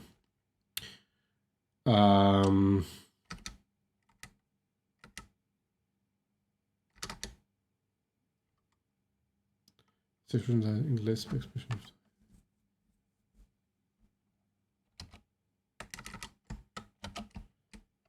Something is happening. I don't know what that is. No definition for atoms. Oh, that's a problem. Yeah, it exists. Atom lists. Oh, atoms are strings. So maybe I did that for no reason. Let's have a look at this.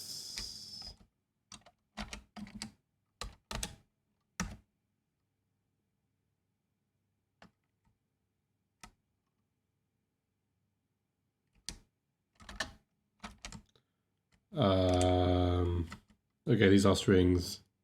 Haha. Okay, so this is pointless. So we can I think we can just remove this, and it says these are p.location location map first. Oh yeah, I forgot to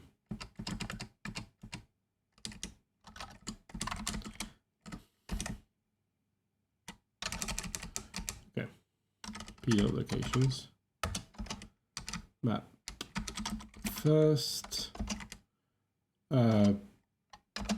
p.pool. I just noticed that I have a pool in the P, and I found that hilarious. It's midnight here. Kids are sleeping. I hope nobody is, no kid is watching from from another time zone. That will probably be the worst pun tonight. Despite the fact that we still have like an hour or so of time in front of us, and it's very, very late. Oh, still here. Okay. So that works, I think. And bound value rules and bound value instance. Some fields are undefined goal. Let's just do instance equal fail with instance in.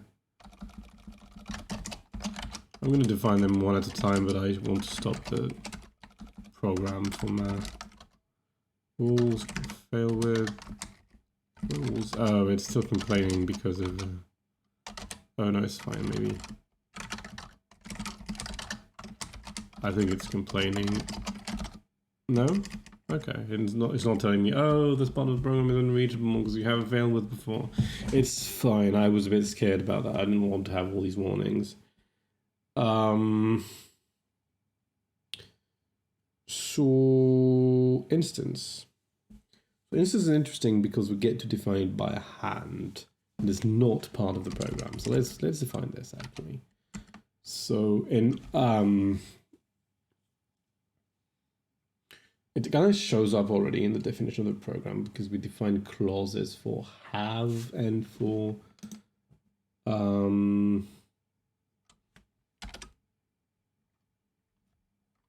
what if I look for have colon?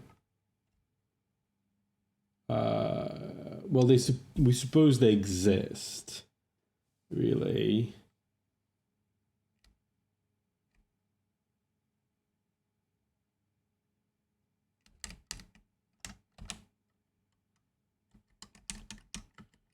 we have and reach, which are the things that matter. Oh, have reach, and I don't know what. Oh, sorry, have. I don't care. Have is defined. Reach is defined. The one we care about is assigned. So that's the one. So we actually have a single thing here, which is not what I thought.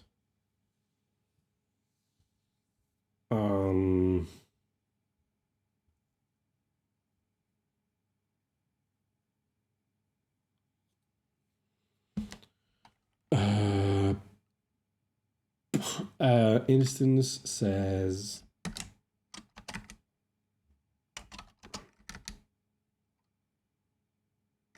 it's list of one element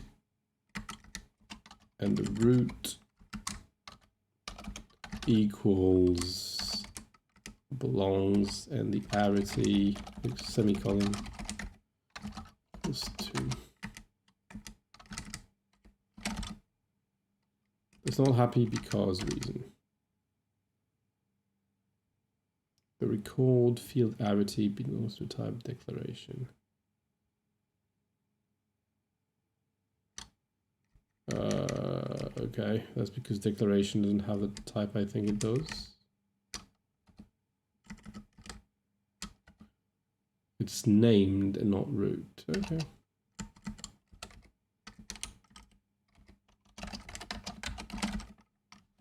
Here we go.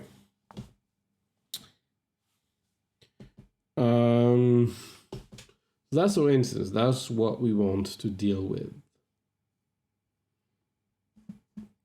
Then rules.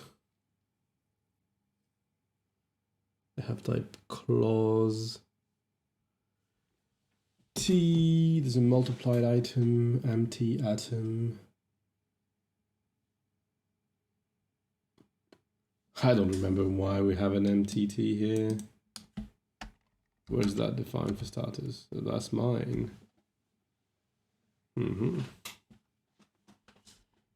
don't remember why I needed this, but I needed it apparently.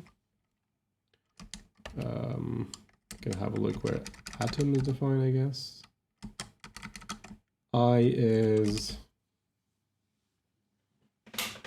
assign. Right.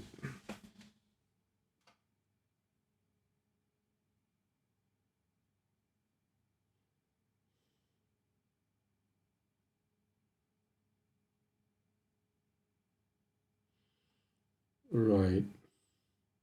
The point is I have an item and I reach a location. And it's mediated by the definition of have, which we can which we'll define here in a nested fashion. So let have def. The definition here that is implicit is that is going to be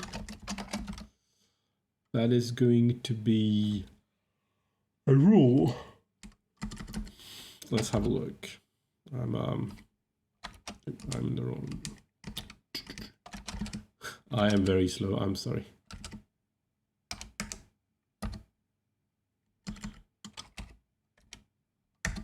Here is a rule.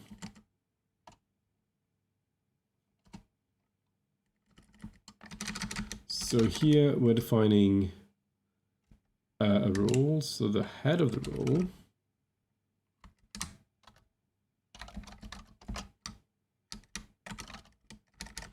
is have. It's kind of weird because I have this concrete syntax and then I'm lowering everything because I'm losing the types.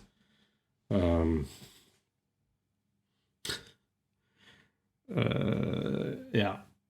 I will want to have some typing, so the Yarity will propose some typing, etc. Well, we can do this. It's not very hard. It's just a bit time consuming. So head is no, it's not have because it's let me define my predicates. Let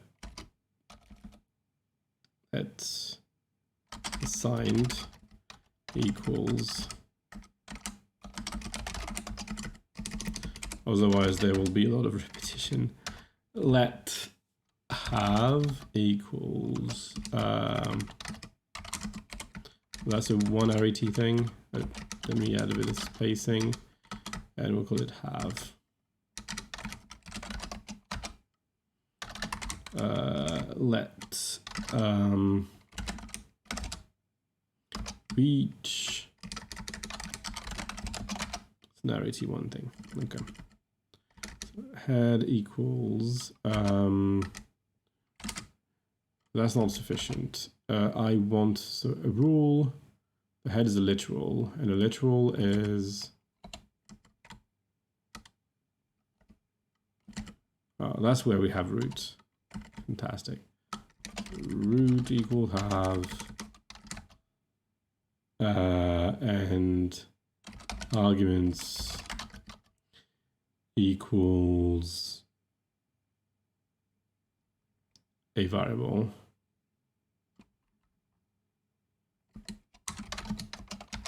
It's just a name. It doesn't matter what it is.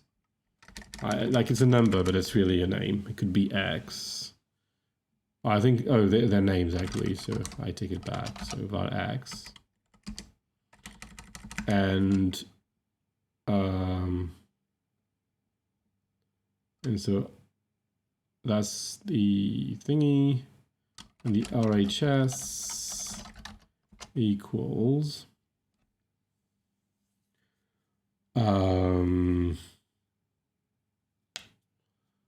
so the RHS says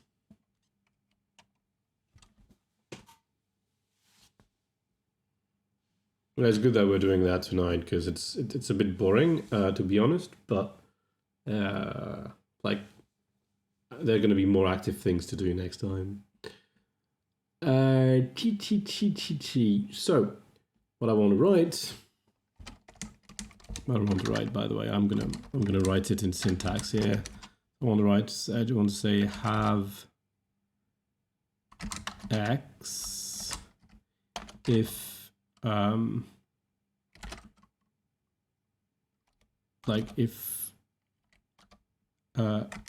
X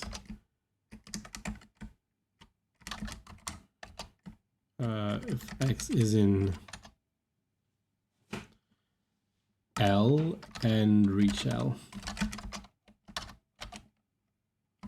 That's what we're writing. So here we want to say this is the list.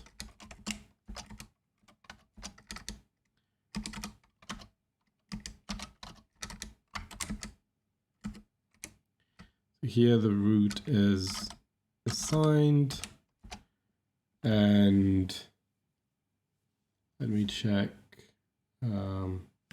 Assign is the location first. Oh, it didn't complain. There's supposed to be a list.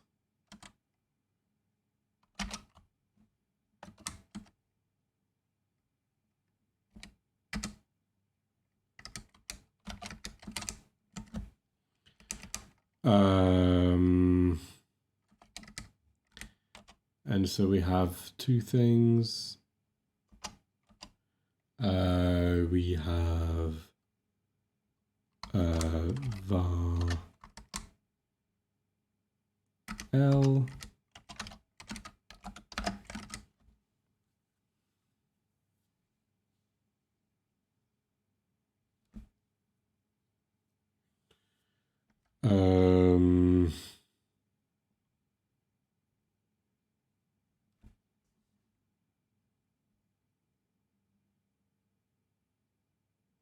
right, and that's one member. Oh, that's semicolon again. here.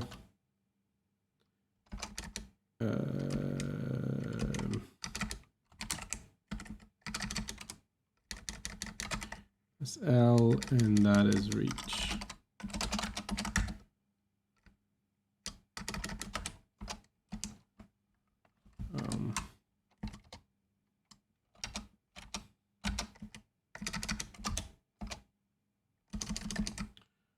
Let me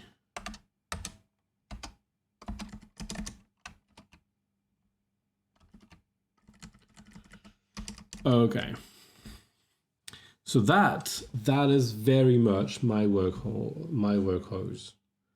That is the function that is missing. This is the only function in the program where very interesting what we did.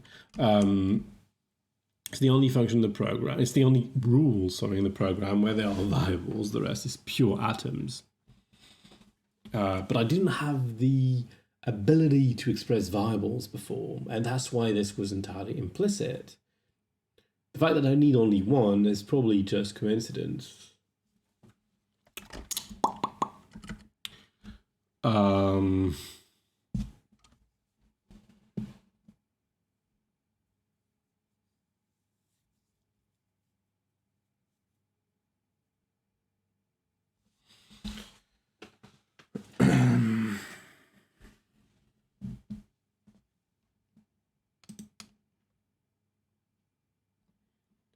Yeah.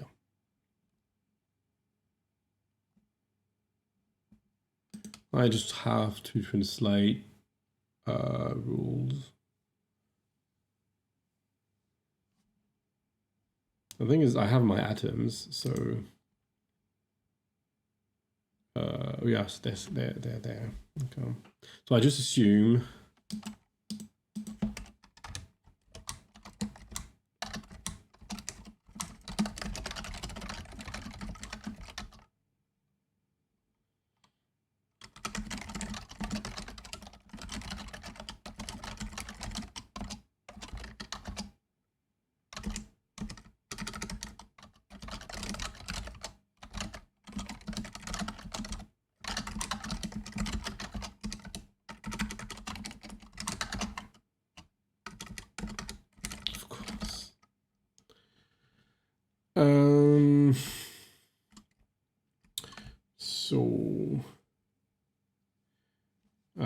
so now we have a bunch.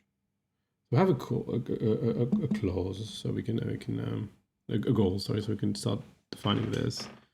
So it's an atom.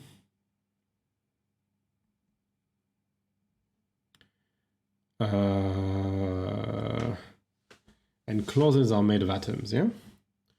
So we can let interp atom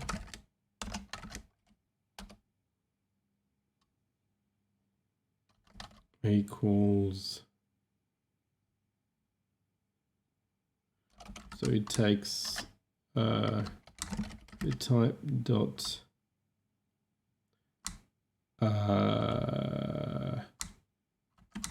term dot t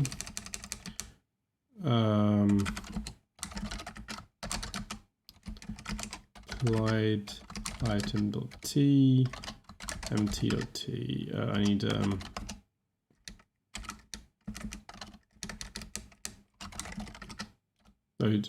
I said typed. Great.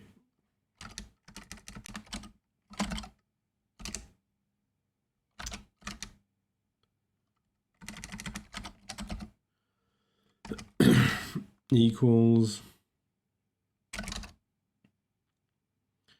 an A. Now we are going to do A and we are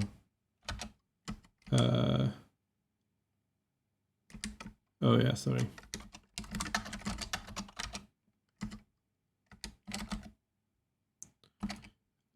Actions.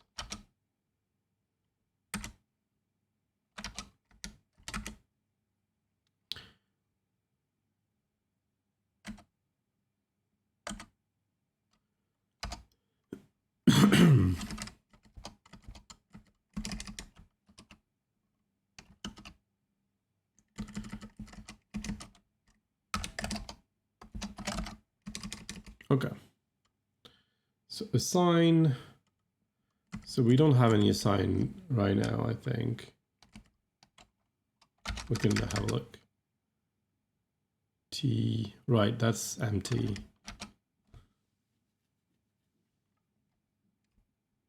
Let me do something.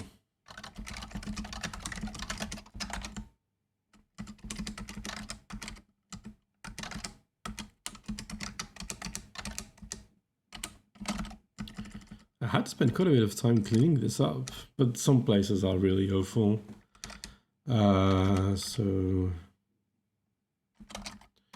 as nothing, and we just do empty.absurd.nothing. That solved this one. Hey David, how are you doing? So reach, that's the location, I think.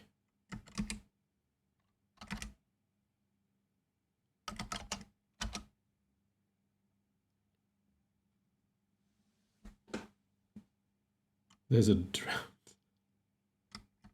draft. Sure.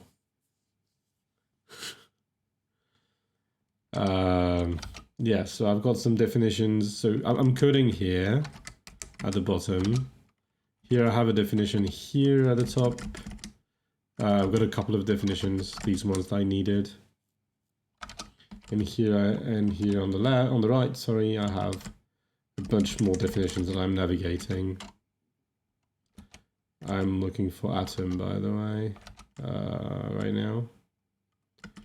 I don't really, well, actually I need this one, I think. Oh yeah, makes sense.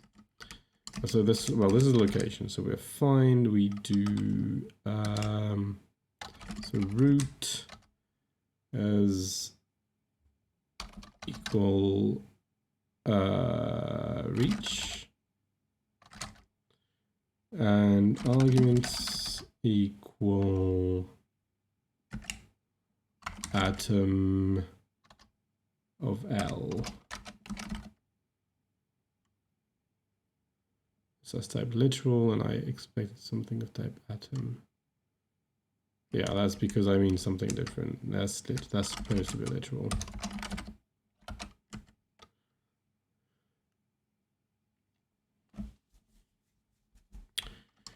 And so this is so this is an item and a number.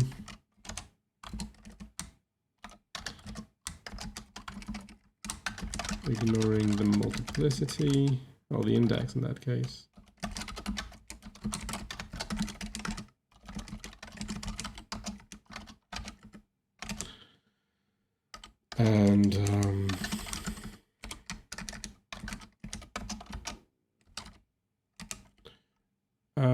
And have.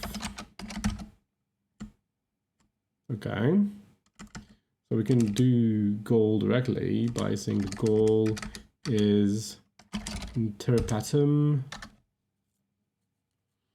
of p.goal. Let me see if that works.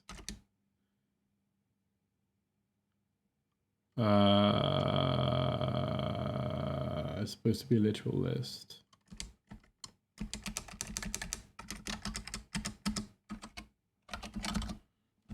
That is fine. And finally,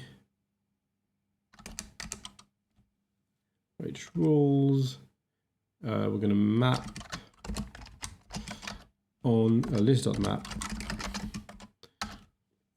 This is going to be p.clauses.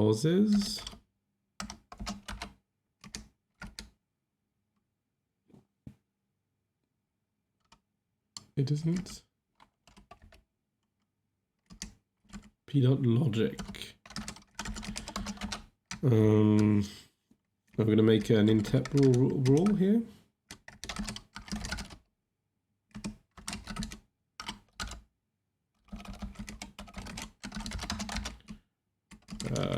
Which I'm going to define here. Let clause equals span C in. And so we're defining a rule. So head equal inter atom c dot goal. No, not c dot goal.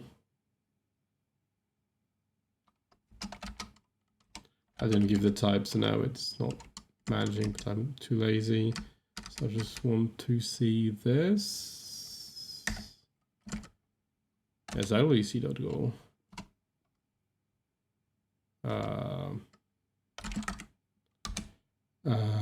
Maybe I need to write c.clause.goal.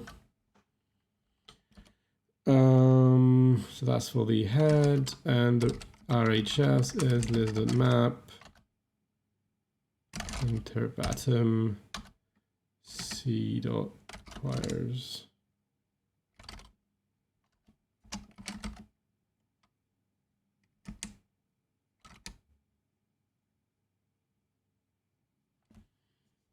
Okay, let's click there.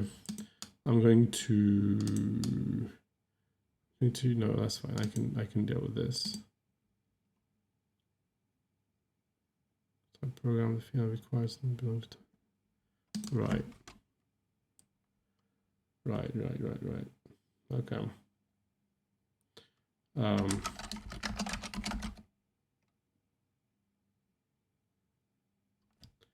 Have def is not defined, which is, can I close this?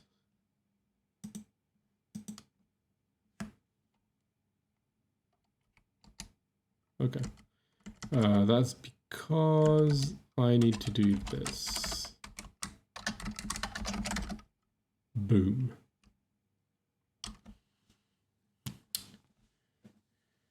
Now, now I don't know.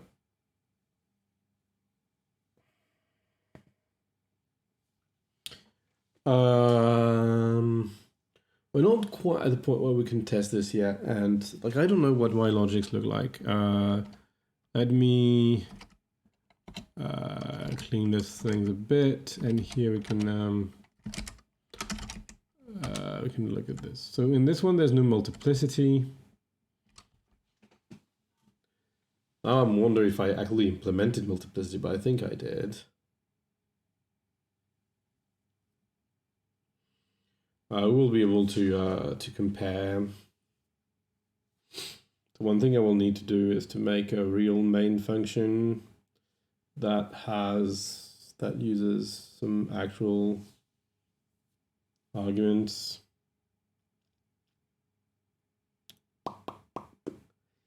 I do find myself having trouble preparing for these days because of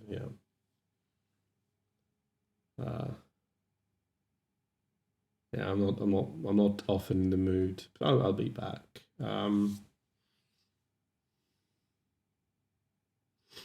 these are ranches.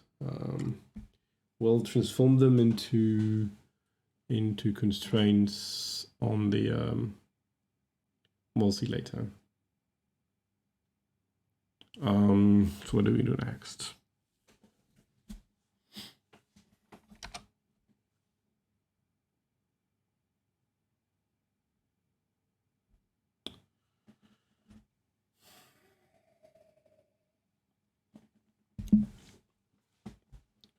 We may have to also like make this syntax less special eventually. Or maybe we can make it more special. I don't know.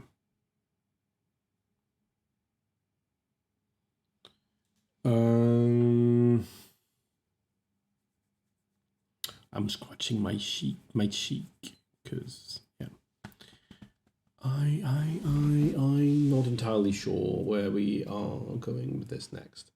But basically, here there's a couple of things missing because we don't do multiplicity, but it doesn't matter for this case. We interpret this program of this form into a program of this form. We've ignored the ranches for the time being, but we will have to not do this.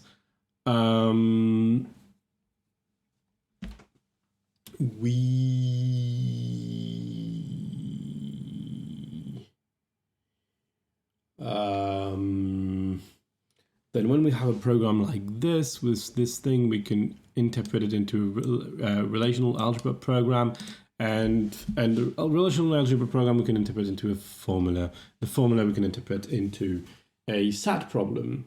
I think I already have everything I need for this somewhere. I don't think I even know where though. It may be in formula, but it may not be. The formula is very simple, so I don't know exactly where we do this. SAT maybe.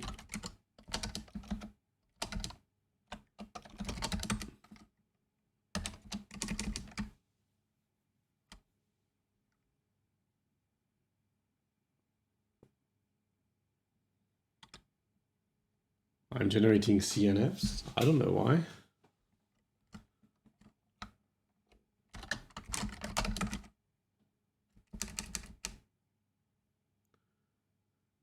There's several things called formula, of course.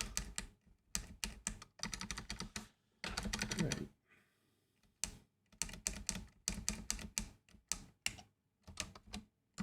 Maybe I should just look for Satan.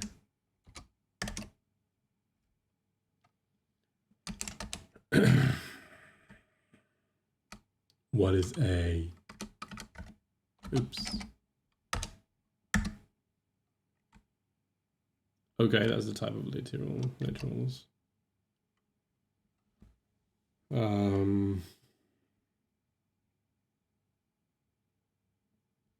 Okay, I do that from a BDD rather than doing that from a formula, but that's fine. I need a break. Give me a second. I'll be back in a sec.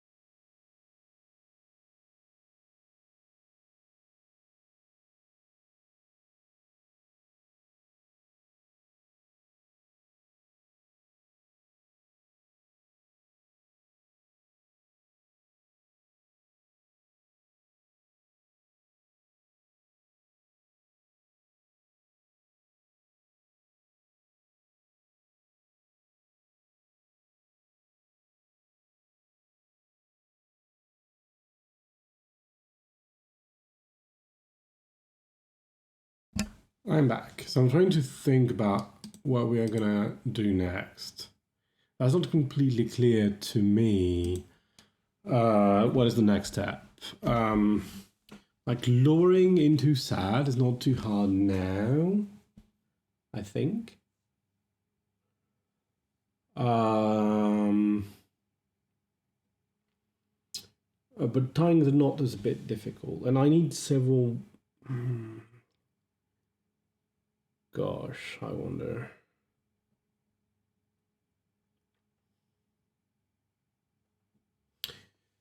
I kind of think that the next step is to make. So let me.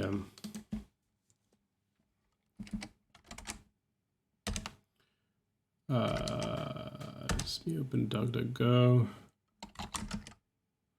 Oh,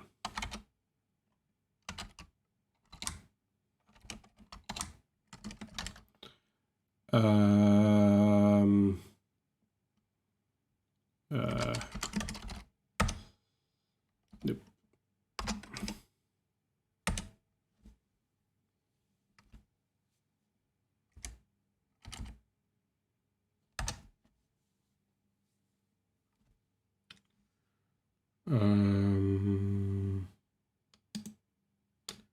So documentation. So command line is the most common way to make an actual program in like an actual command line parser in Ocaml. And it takes a short while to get your head around it.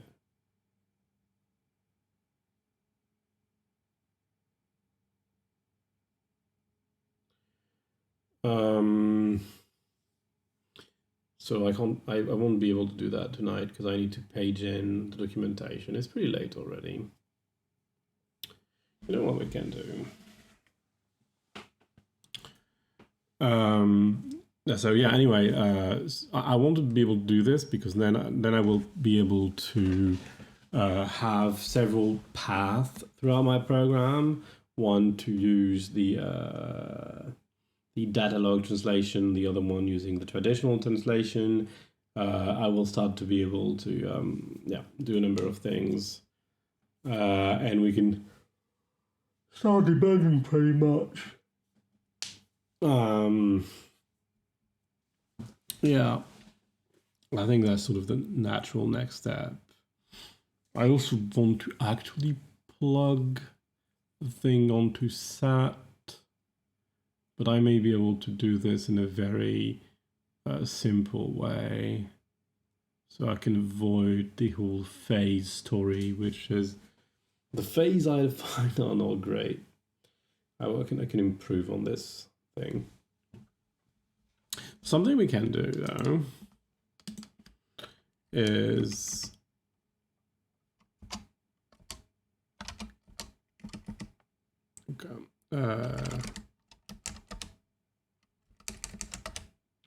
starting to do something that I didn't end up doing. So Ocaml. So what do I have here?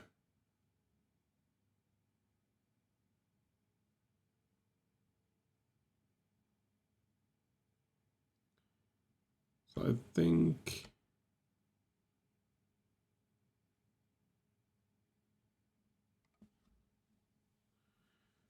what do I do for Ocaml? Like, let's have a look at Haskell. I have some things about it, right? Use package Haskell mode. No, that's just. There's no special LSP package for Ocaml. Let's have a look. So this is all.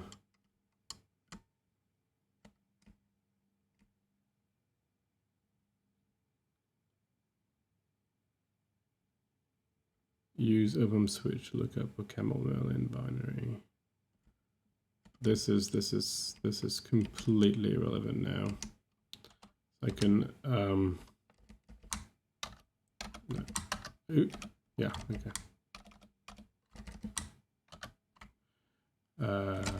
Comment. That will disappear, I suppose.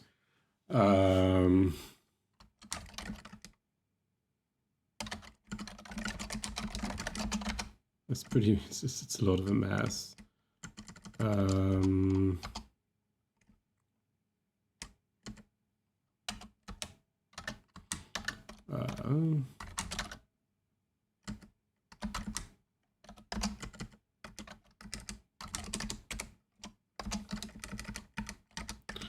the Ocaml language with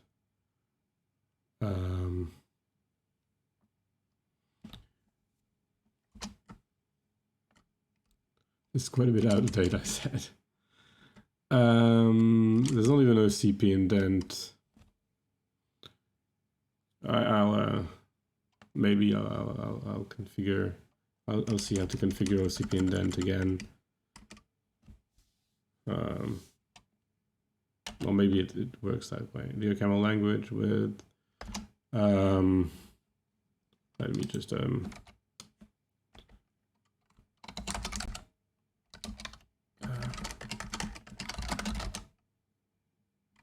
web page for this.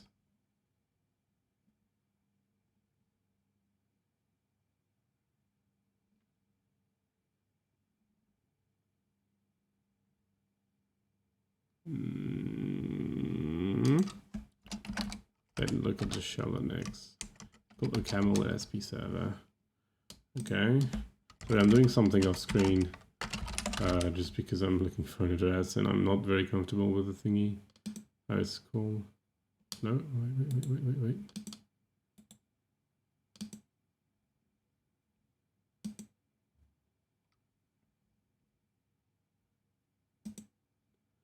All right, okay. So with Control L, so that's the address, Ocaml SP server.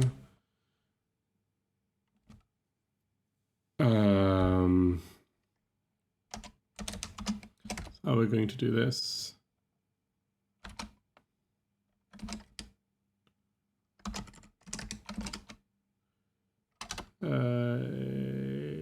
Yes.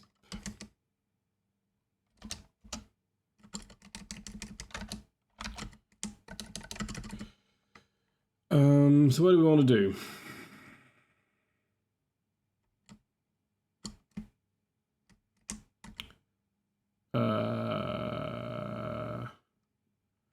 So package list packages. What are we supposed to do? Are we supposed to have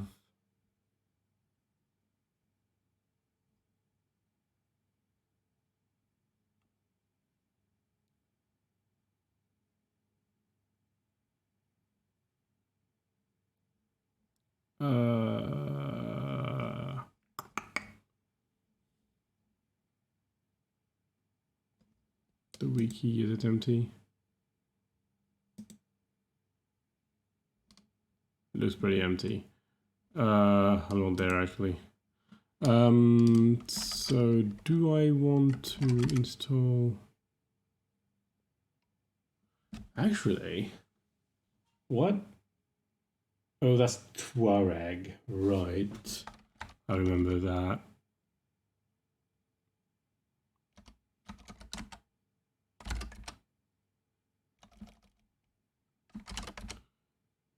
That's Ocaml. Let's look at whatever's Ocaml here.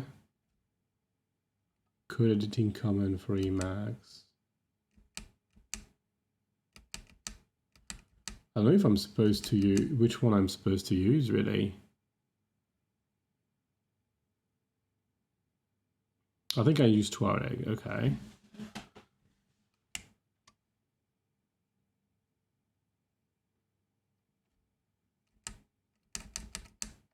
Okay, so I'm gonna do use package.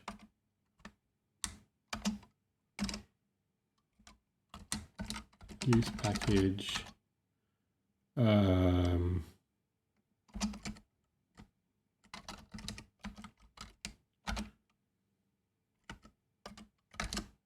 Tuareg.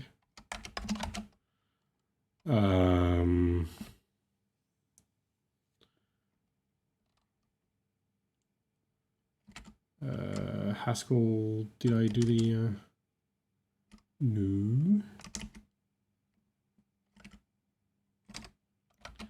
So yes, that's what, oh dear. Oh, it's actually worked, okay. What I want to see, I want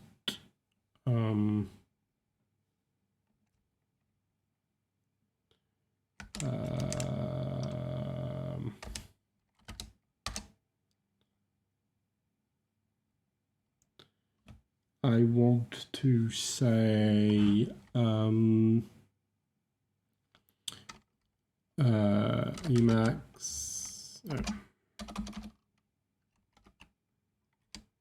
Emacs LSP mode.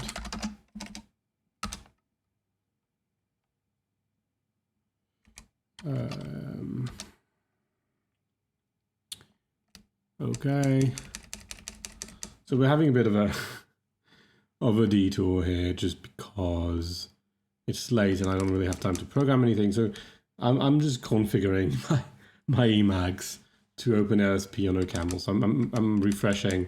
So you can see. Okay, I killed my thing, I think. Here I did everything with manual installation of everything. It's a very old thing that I wrote before Melpa was even a thing, or maybe like package was maybe not even a thing at the time. So that's Emacs. That's like that's you know a geological layer in my Emacs thing. So let's fix this. Of course, I just killed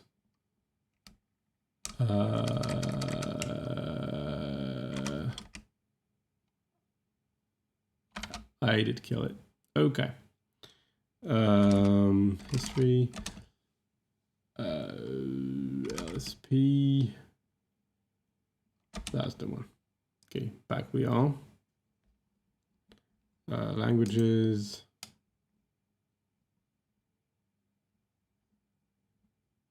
On the left, you can find supported languages.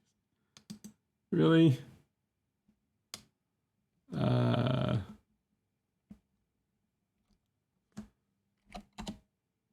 Okay, now I have everything. So where is my Ocaml? It's here. Here.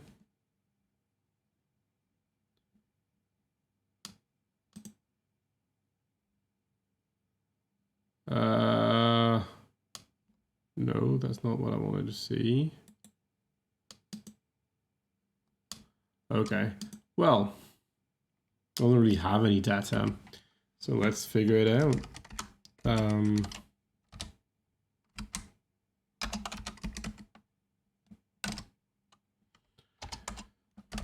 Init.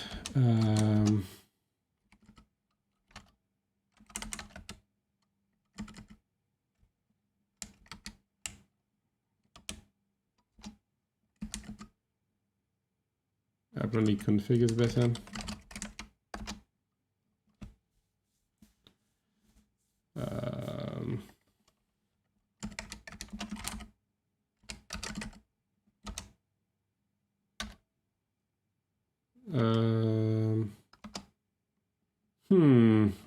I'm wondering if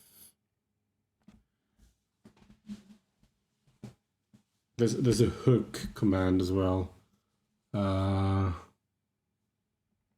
Right, I think it's you can see it on the left actually. It's a hook. We can do this, then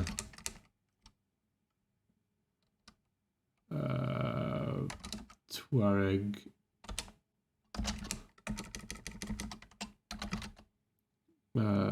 And we do LSP, I think. I want to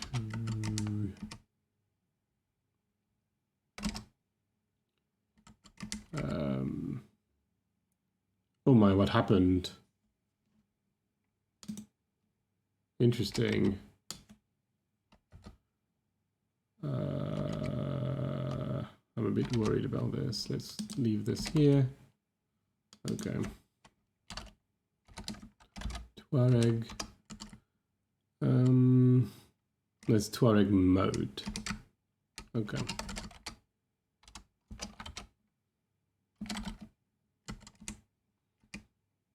So what happens if I do this?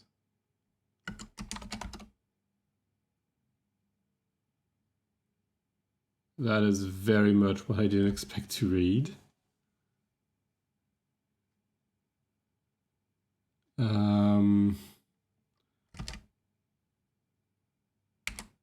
no, XP. Okay. If I do revert, now it worked. So if I open something I hadn't opened today, ZDD. Oh yeah. So that's actually pretty simple. We can't see it on the left, but if I go to my Ocaml thing, then there's really little left. Okay. And so that's the entire configuration. It's simpler. That being said,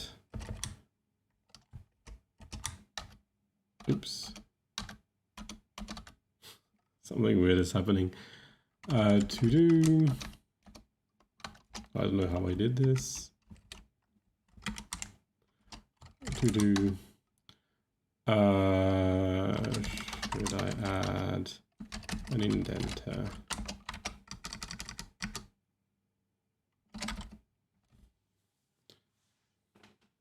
Like, I'm not too interested in Ocaml format and things like this because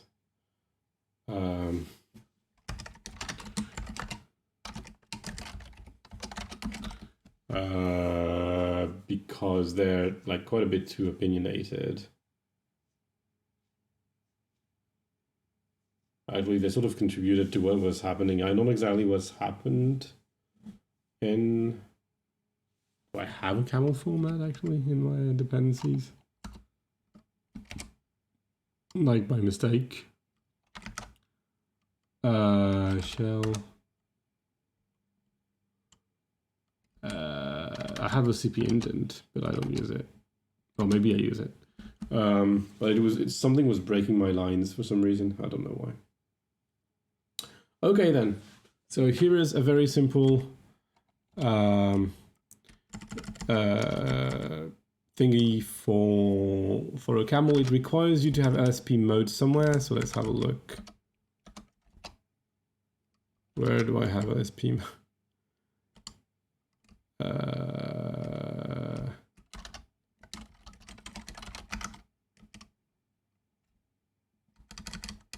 Here we are.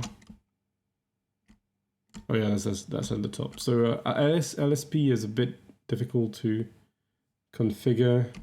So yeah, you can definitely have a look at my dot files on GitHub if you want to see more. I don't use all of this, but some. So what's really useful is like all these parts. So that implements the breadcrumbs that Dascube was phoning over at the beginning.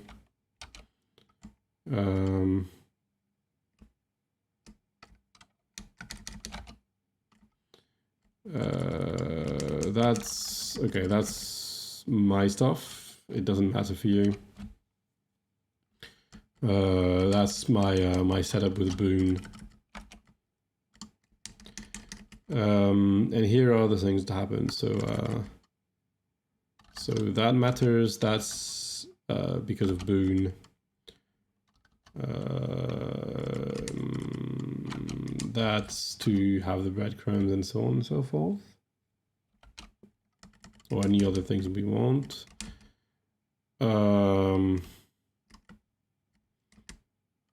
And yeah, you need one of these, and that's for Boon. You want to add this and possibly something for Helm, though it yeah. So I think if I do like search for symbol, then I have a Helm thing here happening. That being said, it's not working on Ocaml. Treemax, I can show it off maybe. So like LSP Treemax, I think I need to type. symbols. Well, there's not. Okay, so here we go. We can have this sort of navigation table on them. There's some stuff to set up the. It doesn't work. I don't know why. I need to double click. Okay. So that's you can see I can that's the param module. There's the val module. That's it's really a module type. You can see all of these things being defined. So get a nice summary of the menu.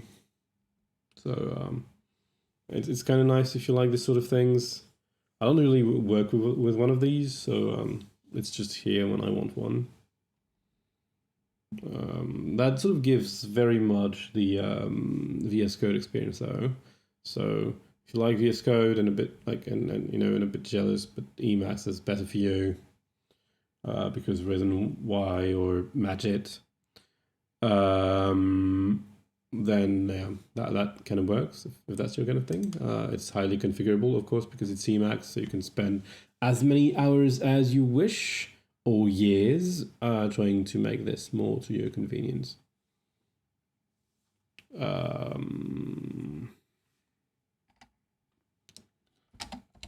There are other things you can do, like LSPUI, iMenu, which is another thing you can use here to navigate through your things. That's more keyboard oriented. So there's a lot of things you can do. Does that move with me? No, it doesn't. Okay. Oh. Can I kill my tree max?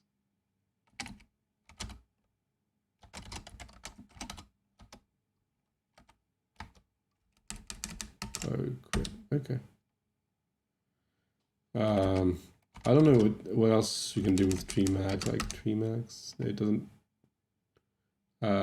Your projects, and I can use it as a project.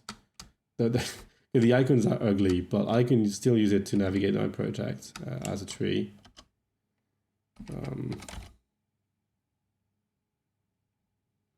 Right, tree max find tag. I don't know how it works, but yes. So if you like these sort of things, plenty of things are available on Emacs. I'm going just to commit my config. So it's not completely sufficient, but you can do LSP once, and then it's simple to do all of your programs. Okay.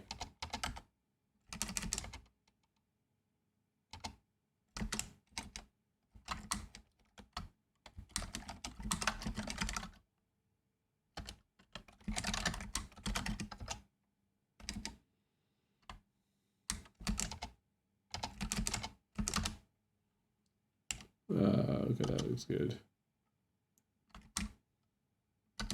I have to check that it doesn't do nonsense, but it's fine. Here you go. I think that's all for tonight. I'll be back next week with some video games.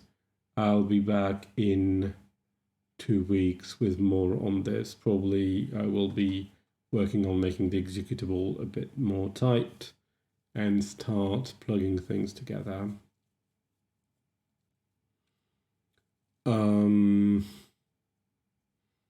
I'll make a design by then. Yes, so this, I mean, this is really easy and simple. So it's probably all wrong.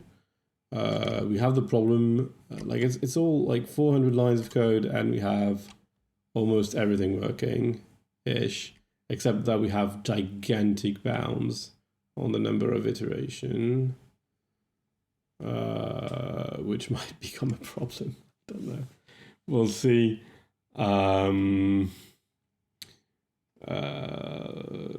Yes.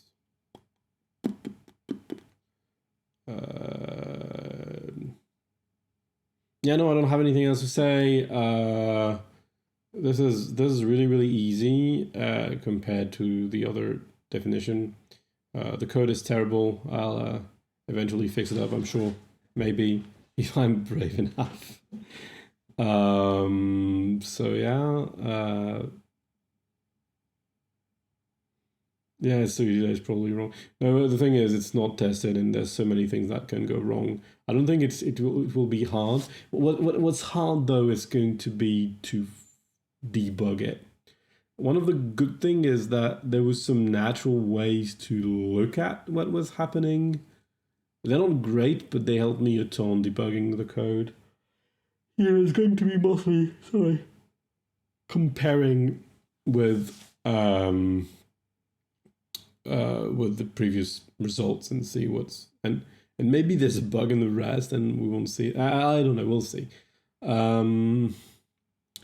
It is sort of okay. It would, yeah, I don't know. I need to think more about this, especially on the bound thing. But we'll see if it looks like it's good. It's not very easy to convince yourself that it's not buggy, so that's kind of the problem.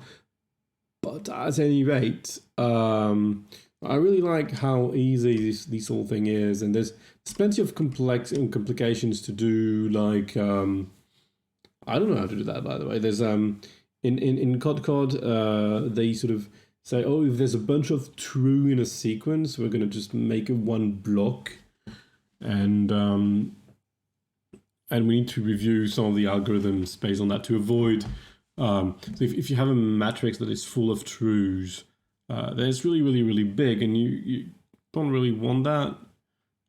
Like if you, and it's not unlikely to happen, actually. So you want to optimize for this case. The false case is trivial because the matrix is empty because it's a sparse matrix, but the true case is complex because the sparsity cannot really be reversed. And then there's some cleverness to be done there. And I don't really know how to do this, but we can do that progressively and do that by abstracting away some things. But this is just an optimization. At any rate, that's going to be all for me. See you next week or into week, depending on your inclinations. Thanks a lot for having followed along and having had fun with me. And yes, until next time, don't forget to stay curious. Cheers.